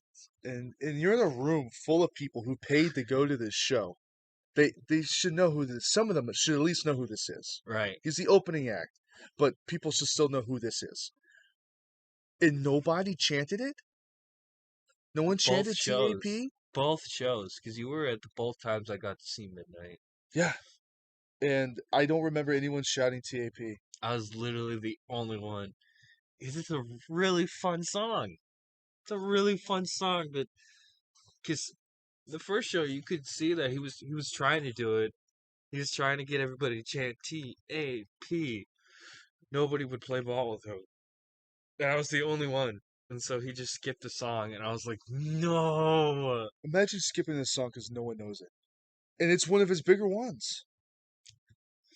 At least it is to me. I listen to it quite frequently. Maybe I'm Yeah. just a sick degenerate, I but mean, I'm the one who thoroughly enjoys Gigi Allen. It's my second favorite punk. I just like him from a psychological point of view. I don't know. The Outskirts of Life's really good. Yeah, it's It's a really solid solid. song. My dad thought that Merle was a woman, and after showing him the song, because I was trying to like help him dip his toes in the water with Gigi, and so I played it. Kind of buffeted on both sides by songs I know he likes. So when I got to this song, I'm like, okay, so he's surrounded by music he likes. Maybe I could trick his brain to thinking that he likes this too. And so when Outskirts of Life got done playing, he's like, that was a really good song. Um, I really like the woman's backing vocals. I'm like, there's not a woman on it. Are you talking about Merle? I never really thought of him as the effeminate type, but yeah. Again, I'll attribute that more to Dino. Speaking of that first midnight show, Mayhem was really good. Yeah, it's just that whole thing. Speaking of Fever Dream, that whole thing was just surreal. That it even happened. The atmosphere, the theatrics, and the energy of like, holy shit, that's midnight or Mayhem. mayhem. I think I was And more. I had both. You did. I think I was more enamored with the fact that I was seeing them more so than any of the songs they played. I don't think there was a song I'm like, oh my god, it's that song. I only Except know maybe freezing. that was the one I was looking forward to. Like there's a handful of Mayhem songs that I would care to listen to. Uh, but it was just more so the novelty of even being able to see them because we see bands all the time that just strike us as holy shit, we saw them. We have to like keep reminding ourselves Yeah, that we saw that. that's like the best way we could have seen him because the original bass player's back, so there's no reason for Varg to be there. Dead is dead. I mean, he kind of self-prophesized that one himself. Yeah, your Anonymous is dead, but we had the original drummer. So I mean, that's the best we're gonna get. Those were the two original members. And Varg is a Nazi, so Yeah, yeah. he makes Dungeon Sith now. He go fuck off with his birds. I will give him his first album. First album's really good, but that Dungeon Sith crap, it's not for me, man. Not a fan. I listened to a few of his stuff, and again, it's a novelty, but it doesn't strike me the same way Mayhem does. And speaking of historic, Mayhem is historic. Yeah, So even if you don't like the music, like I'm kind of impartial on Mayhem because that's not my style of music, but it's one of those genres for me that you have to be there in person. I can't sit down and recreationally just listen to black metal. I can't do it. it's how I feel about progressive music. But the show's great, and when you're Yeah, there, it's all about the atmosphere. yeah, You Kansas feed, kicked ass. yeah, You know, and I you feed barely into that knew one atmosphere. song by them. You knew "Carry On Your Wayward Son," Yeah, and then um, in the something in the wind "Dust in the Wind." that sounded familiar, They but that played was in Final Destination. yeah. Uh, yeah, for me that kind of genre of music is something that you have to be there. You have to be surrounded by these people, feed off that energy, and they say it all the time in shows that they're giving you energy. You're feeding into like it's a fucking spirit bomb from Dragon Ball. That's essentially what these are. That's what it feels like, and it's effective. It's almost like going to a tent revival.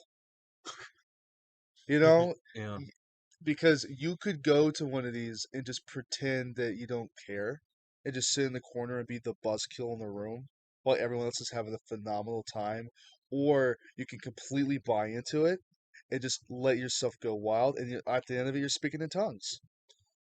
little Latin here and there. Yeah, that's true for both black metal shows and tent shows, tent revivals. It's the same damn thing. At the end of it you will be speaking in tongues.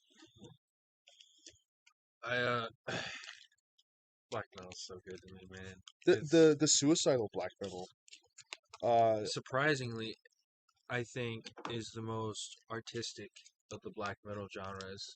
you sold me on. You introduced me to that because I mean I'm familiar with black metal as far like entry level stuff, but Venom, Bathory, yeah, Merciful Fate, Mayhem. I listened to all of them except Bathory before you showed me because I had heard of Bathory, but I never like on my way to listen to them. So I'll give you that. You introduced me to Bathory. They fucking invented Viking metal, dog. Like who just does that? Who just invents It's Viking metal? so sad too.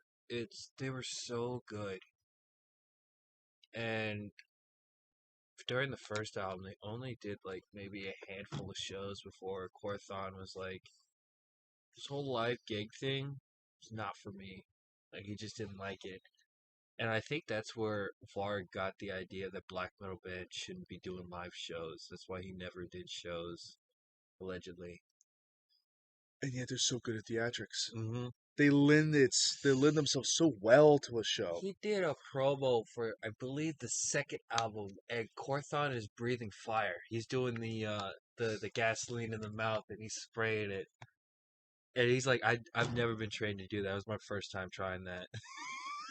Just wait for it. Yeah, That's that Buster Keaton energy. Do you know how I make that reference? it sounds familiar. Okay, so you know the famous image of the silent film where the front facade of the house falls over, Yeah. and there's a guy standing there, and he goes right through the window. He just so happens not get hit. That's Buster Keaton. So Buster Keaton also had a movie called The General, and had the most expensive shot in any silent movie ever when he decided to detonate a railroad track and a locomotive crashes into a river. It was the most expensive shot in silent movie history. But I bring up Buster Keaton because the famous shot with the house facade falling down. He that was done in one take. There was no pre-planning for it.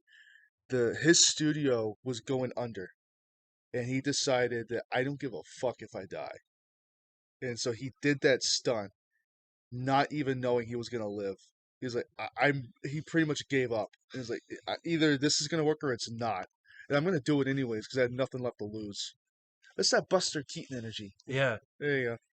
it's the first three Bathory albums are like even with like how he said that Venom walked so that Bathory could run in the terms of black metal. Bathory's first album is a really good, solid, first level black metal album. Then he starts mixing it up on the second album, more atmospheric, more this, Mm. more lyric. The lyrics are are starting to get more theatrical. And then with his third album, A Fine Day to Die, that song is my favorite, probably my favorite Bathory song, and I know it's a basic one, but it's just so good.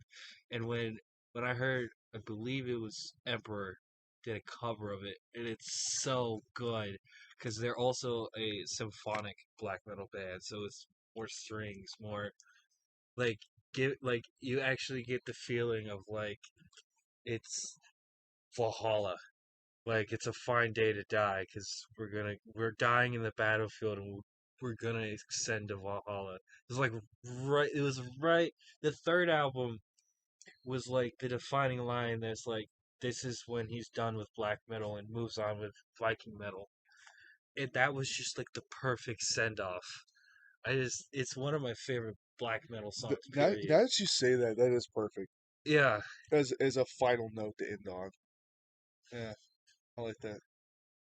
Ugh, I it's got chills from that. Holy shit. Yeah, Yeah, yeah, it's a really good song. I know you've probably heard it before, but I would say check it out again. I will. Bathory's and Emperor's cover of it.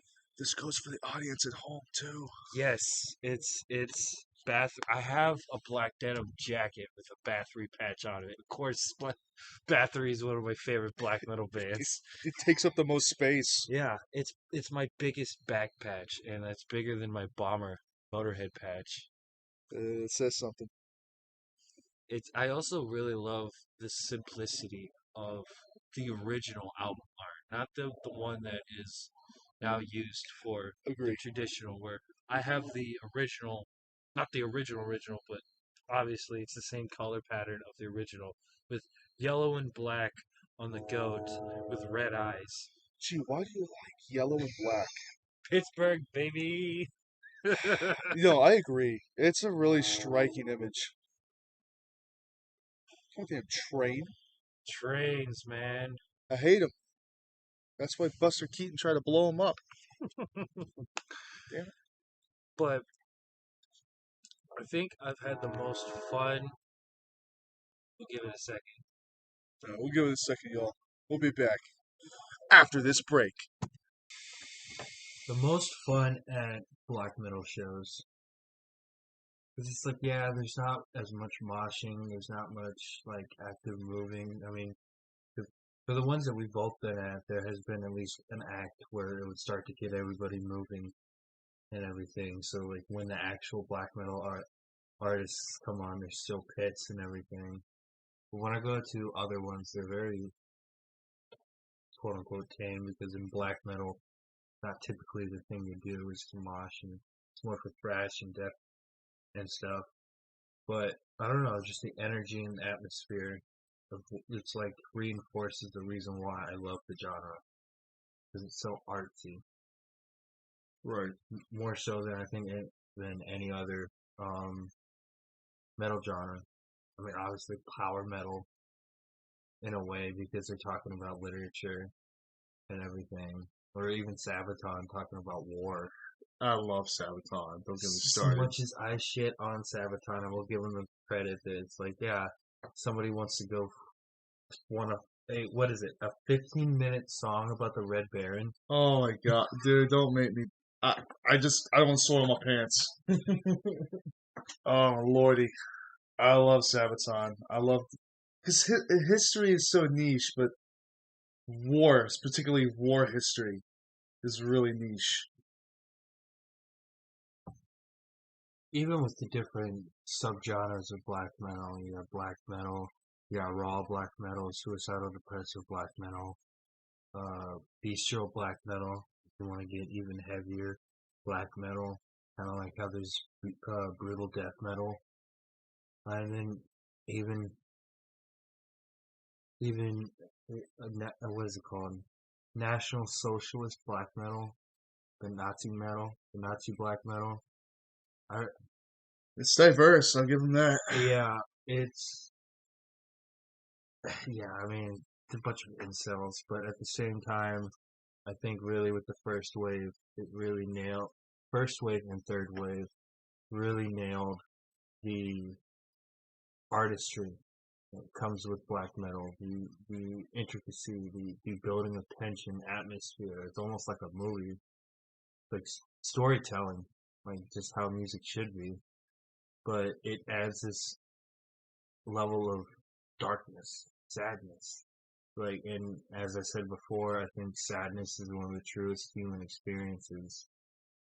And I think it all encompasses that. Like, it also, with all the subgenres, you can find something that you'll like.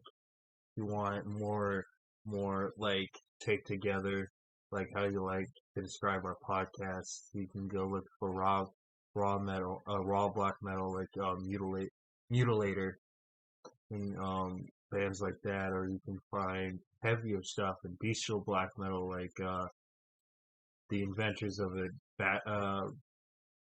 blasphemy, blasphemy from Canada, Cool. or Nunslaughter. You can really get like the intensity. You could see that there could be some death, black and death, that kind of stuff. Even with the black and genres, black and thrash metal is really really good. And I say this because Midnight, the black and thrash metal band, it's more black and speed, but the thrash elements are still there. Black and thrash, black and speed, black and death metal, black and doom metal, sludge, black and sludge metal, which is my favorite form of sludge metal. There's so many different kinds of ways that or avenues you can go with black metal that I really think that people just think of second wave black metal with mayhem and all the activities they got up to, and just that's what black metal Do you is. think putting black in front of something inherently makes it better? Blackened. Yeah, like making something blackened. Do you think? Because Yeah. like fuck, even you with chicken, dude. Your favorite part of the chicken's bark. The burnt, Or barbecue. the yeah, Yeah, with that's barbecue. what Your favorite part's the bark. when I did eat beef and pork, the bark was my favorite part. Right. So it's like even with your food, the blackened part's the best part. I like blackened food, like blackened chicken, blackened fish. You know. Yeah, it's just crazy how that works out, huh? Yeah, I Life love. imitates art. Yeah, but blackened thrash metal and blackened sludge metal are the go-tos for me. You play sludge Yeah, during your jam sessions. I don't know how it happens because that's not what you're going for. no, It's just what I just happens. do. Geezer Butler had a bigger influence on me than I ever realized. It Just works. yeah, it's because it's like yeah, I was just playing it. I'm just playing doom metal heavier, and that's what honestly sludge metal is. It's just heavier doom metal, and that's the craziest part about the English um, dialect, I guess. Not dialect, but terminology. When something is heavy in terms of music, you're thinking of like how hard, harsh, and everything, like faster, like death metal, grindcore, slam, even. But when you just when describing doom and sludge, when you say it's heavy, it kind of throws people off because they don't quite understand what you mean because doom and sludge are slower music, It's like tone and atmosphere. Yeah, It's really thick. yeah, and that's my favorite part of doom. And it's not so much on funeral metal, which is a form of a subgenre of doom metal, but I do like epic or yeah, epic doom metal, like Candlemass, like that kind of stuff is really good too. But sludge metal in particular, like Churchburn, is currently my favorite black and sludge metal band. They don't have many albums out. I think they only have three. Churchburn. Yeah. That's a little on the nose, don't you think? But I mean, you get with sludge. It starts with Crowbar and I Hate God from uh, New Orleans. I don't know what it is about the New Orleans scene. They just took death metal and just or doom metal and said we can do it heavier. New Orleans does everything that way. They put their own spin on everything. Makes it better. Yeah, like Same with food. New Orleans horrorcore and rap. I mean, we're going off a little topic, but we don't even have a topic. At But this point, no, we're just talking about music. yeah, but yeah, the horror cut. I think 3 6 Mafia is either from Texas or New Orleans or Louisiana. But like that kind of Louisiana horrorcore is some stuff that I actually listen to. It's because it's I forget what it was called, but instead of using 808s, they would use electronic drums from like Miami EDM music instead of 808s to make their rap music, which completely changed. Like you wouldn't think like the drum machine they would use would change the style of music so drastically, but it does. Changing 808s from being a typical hip hop style of drumming and move it towards more of an EDM style drumming and put it inside rap music. Just and the way that they manipulate it, make it darker, rougher, grimier. Really, really, really is a good pairing with the horrorcore esque rap lyrics. This is so cool. You can describe music as grimy, Yeah, but that's a credit. That's credit to the artist that yeah, you can make music sound grimy. yeah. That's just fascinating. I don't know, but black metal, I even with the third wave, uh, I love the Mexican scene and the Irish scene the most. I think they really some of the Mexican black metal music I've shown you. That's scary. Like I'm already scared of Mexico, like the cartels, but like the music scene using Aztec imagery and then mix it with cartel shit. Or using the death whistle from Az. The Aztec death whistle, which is brilliant. Yeah, I know, I love it, and it scares me, and that's why I love it because it makes me feel a particular way. The Irish stuff I just resonate with because I don't know, like those. Celtic black metal Like, is really good. they're not my people, right? I'm not Irish, but I'm Welsh. It's Right. close enough. I can relate to these guys. UK. Yeah, it's on the same fucking island. All the same stuff. I really think Irish Irish and Mexican black metal in terms of third wave really know what they're doing. They really know how to illustrate that kind of heritage with their music. Because it's like you wouldn't think. I mean, with Aztec flute whistle. I mean, that's perfect. I mean, like, Yeah, why didn't they think of this before? thank you for going back to the Aztec death whistle because I was about to start talking about Northern Ireland, and that's a whole can of worms. I'm not going to talk about that. But yeah, how culture of a region influences the music that comes out of it. Just like the Brazilian scene with Sepultura, Sarcophago, all of Sarcophago's pretty good. yeah, Yeah, yeah, that's pretty good. yeah. That early Brazilian black metal stuff is so good. Just like with the early uh, um, German black metal with early Sodom, early Creator, early Destruction. Not so much with Destruction, but It's so good. yeah, it's like Yeah. they're like Slayer, where it's like what's the right word? Faux black metal. It's like it's got the energy, it's got the spirit, but it's thrash metal at the end of the day. I've never thought of them as anything but thrash. Yeah, I didn't even know people considered it otherwise. especially with Show No Mercy for Slayer's first album has heavy black metal influence, but it's just like I guess off-brand black metal because it's like um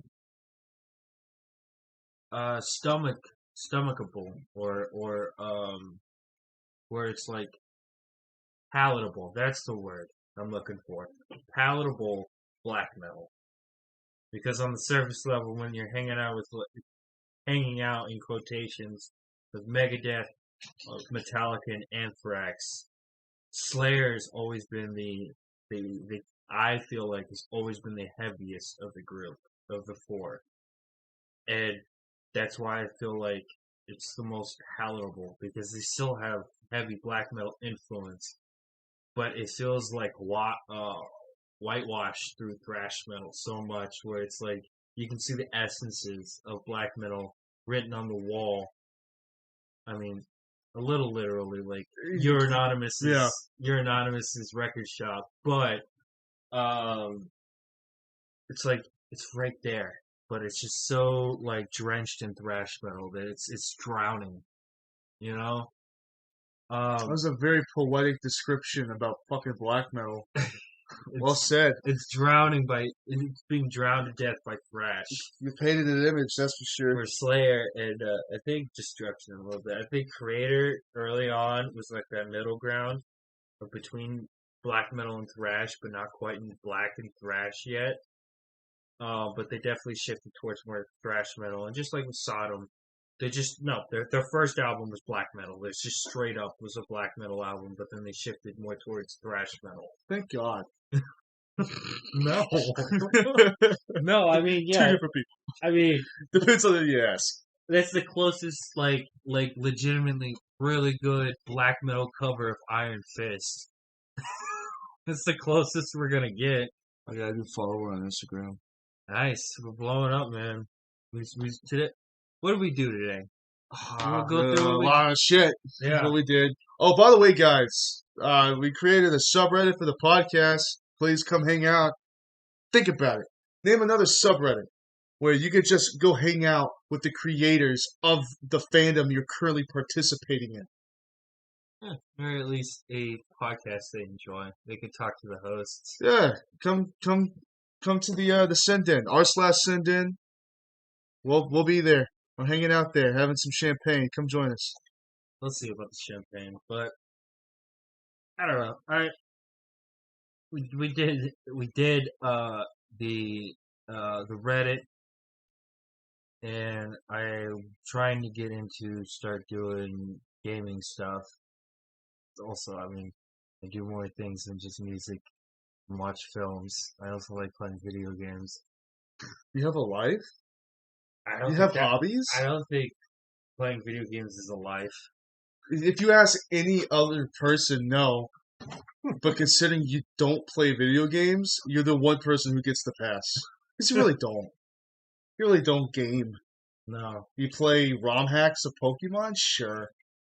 But you don't game. no. I think You'll play League for 12 hours. who would? Who This would? isn't, yeah, this isn't South Korea.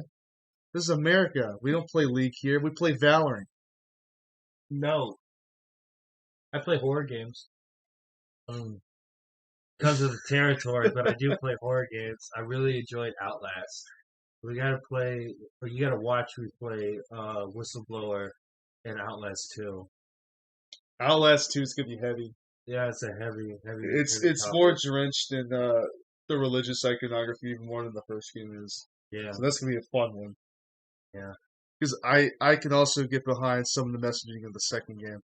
Um, yeah, horror is a really fun one to stream, and it seems to be the one that blows up the most. Me and Will really want to play the Blair Witch game. I've been interested in that. Can I watch you play that? Yeah. If I buy it, I could stream it. I don't think it'd be the first thing because I still got to figure it out, and I really think I'm just gonna casually play Radical Red for the first attempt, just try to give it a test and everything. And I'll be um, uploading parts of the stream to a YouTube channel, so we'll see how that goes. There's a lot of different channels we're working on, a lot of different projects. My movie projects, Chandler's actual movie project. Don't say it like that. Don't sell yourself short. You have a movie up before I do. If you want to call it a movie, I definitely know what I want. Next short film I want to do. It's just a matter of scouting. Yeah. It's gonna be a bitch to try to find a cornfield in May. There's someone There's growing somebody corn with corn. out of season. Someone's growing corn out of season. I don't know what dumbass is, but he's about to get paid for it. Shit. Yeah, I described it like a hydra. We have so many different heads. We're all part of the same organism. Outside of your music, that is entirely yours. I have literally nothing to do with it. And your music. At this moment, I have nothing to do with your music. Yeah, okay. It's funny how that worked out. We're both It's your at one stuff. point we were in the same band, and now we're just completely doing our own thing. There was no breakup, there was no bad, ill will. It was just that's how it worked out. But we're working on plenty of projects together. Definitely check him out when he's twitching on streaming on Twitch. He will not be twitching on stream. What's it called? Twitch TV. Slug McBase00. Slugman Base 00. Watch him twitch on stream. Yes. Like, the subreddit is the the R the slash sin. Yeah. Don't worry about the movies, monsters, and must. If you find There's that a one, typo. don't worry about it. When my phone tried to commit die and jumped out of my hand, it created this black spot on the screen, and so I couldn't see what I was typing. It was just a shot in the dark, and You came close. I was almost there. I was almost at the cusp of greatness. Don't worry about that one. Chandler might figure out something to do with it, but at the moment, our subreddit is the Sin Den. On Twitch, I'm Slug McBase00. I have the Of the Foxes Films on YouTube and the Instagram page. Obviously, I have my band page. We're hoping to put some practice videos up that I'm hoping to shoot on Sunday. Maybe I'll not only put it on Instagram, but I'll put it on the band channel. And Chandler's got some plugs. Chandler's got we got the Movies, Monsters, and Music YouTube channel that give it a couple more episodes where we get some of our promos up there so you can see more of our pretty faces. The promos, the few that we have, aren't bad. They're pretty good. Really good. I'm pretty happy with them. Yeah. And normally I'm very down on myself about my creative endeavors, but they're solid. Yeah. There's no hubris about it. I think they're pretty good. And hopefully soon we can work on trying to get a live visual with it. Yeah, I'm not losing sleep over it. Me neither. When it happens, it happens, but it's gonna happen naturally. I'm not gonna force it. Right. Uh, I don't know if it'll be better or worse as far as performance goes because I think we're getting better at this podcasting thing. A little bit. We're trying. Well, you had a plug for a podcast you were checking out? Yeah, the Cabin of Horrors podcast. I've been listening to him lately. He's got some interesting takes. It's almost like Cody Leach, where I like him because he doesn't have an opinion I share. It's the same reason, like, I don't watch unnamed news channels that I'm not going to mention because that's going to say what side I lean on. But I watch both. that's the best. That's the best way to be. But I always watch opinions or people that I disagree with or I don't always align with because I'd rather watch their perspective than one I already agree with. I'm Right. not learning anything from watching people I agree with. So, not to say I disagree with the incredible Josh of the Cabin of Horrors podcast. No, I quite frequently align with him, but he's really good. I want to give him a shout out. He's bigger than we are. I'm Speaking looking up. right. Speaking of bigger podcasts, I think I mentioned before. One of other than the Joe Rogan podcast, I think the one that I follow the most is the one called The Boogie Monster, and it has my favorite comedian Kyle Kinane from Chicago, and our local boy Dave Stone. I mean, he's from Atlanta, Georgia, but he's out in L.A. or not L.A. He's in California. I don't The really keep up. godforsaken state. Yeah, he's Yeah, over this one. yeah. I really like them. They kind of talk about the same topics, except they look more into urban legends, cryptids, ghosts, alien encounters, that kind of stuff, more than we do. Kind of dabble in all forms of just stuff we like, except for video games. But we'll work it in. We'll work it in somehow. Yeah, we could definitely fit in some video game stuff. Yeah. Um. But yeah, the Boogie Monster podcast. I love them. I have watched every single episode, and they've been doing it for like 4 years. It helps to their comedians. Yeah. Honestly, yeah. We're We're, not. we're clearly we're not comedians. No. Do we smoke stogies after the podcast and laugh at our own stupid jokes? Yeah, we're not comedians. No. Yeah, the Boogie Monster podcast is really solid because it's professional. Haddonfield Radio is really good.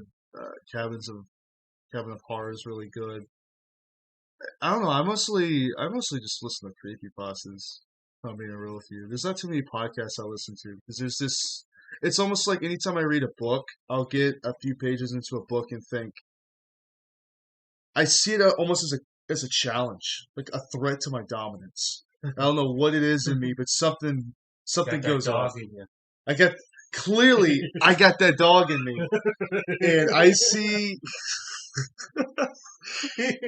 The big sauce daddy's got Oh, that dog in him. it's just I wasn't expecting you to say that. You threw me off. You do that Am all I the time. wrong? Am I No, wrong? you never said anything I disagree with. Not really. Like you'll say some things that, for the sake of conversation, I'll be like, I disagree. No, you've never said anything that I disagree with. You just throw me off. So 14 gonna have some conflict. I really hope so. We're gonna bring on a special guest for that episode because me and Slug have like no conflict. And that's just not fun. That's not I interesting. don't We think need. it would be entertaining for the guys. So we're gonna bring somebody on, talk about a particular topic. We're not gonna announce it yet because we don't know where this is going. This could be cutting room floor, for all we know. I'm really excited because I'm in the dark too. I have no idea how it's gonna play out. Yeah, I am hoping that it's a review. It's definitely going to be a review of a series, but hopefully I can actually participate. Because there's some stuff I'm missing, and I'm not going to have enough time. No, you just a roundabout knowledge. Like I know enough to know. you've seen the main line stuff, Yeah, and we could fill in the gaps with it. Just having three people on here, we could definitely talk about it. yeah. This man knows everything Yeah, about this topic. We're yeah. bringing in an expert. Literally, this guy's like he's the man. He's the guy. He's the guy. Elijah Wood.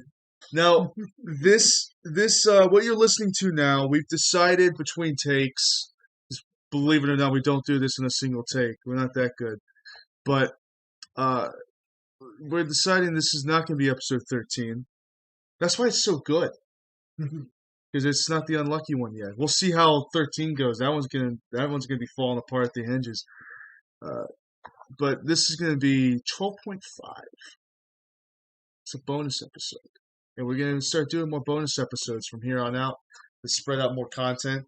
Uh, and it's funny because this is supposed to be a much smaller episode, and it's about as long as a- this is longer than some episodes in the main series. Yeah, it's definitely longer than our first episode. These kind of bonus episodes aren't really going to have a topic because that was just a genuine question that came up while we were recording a bit for episode 12.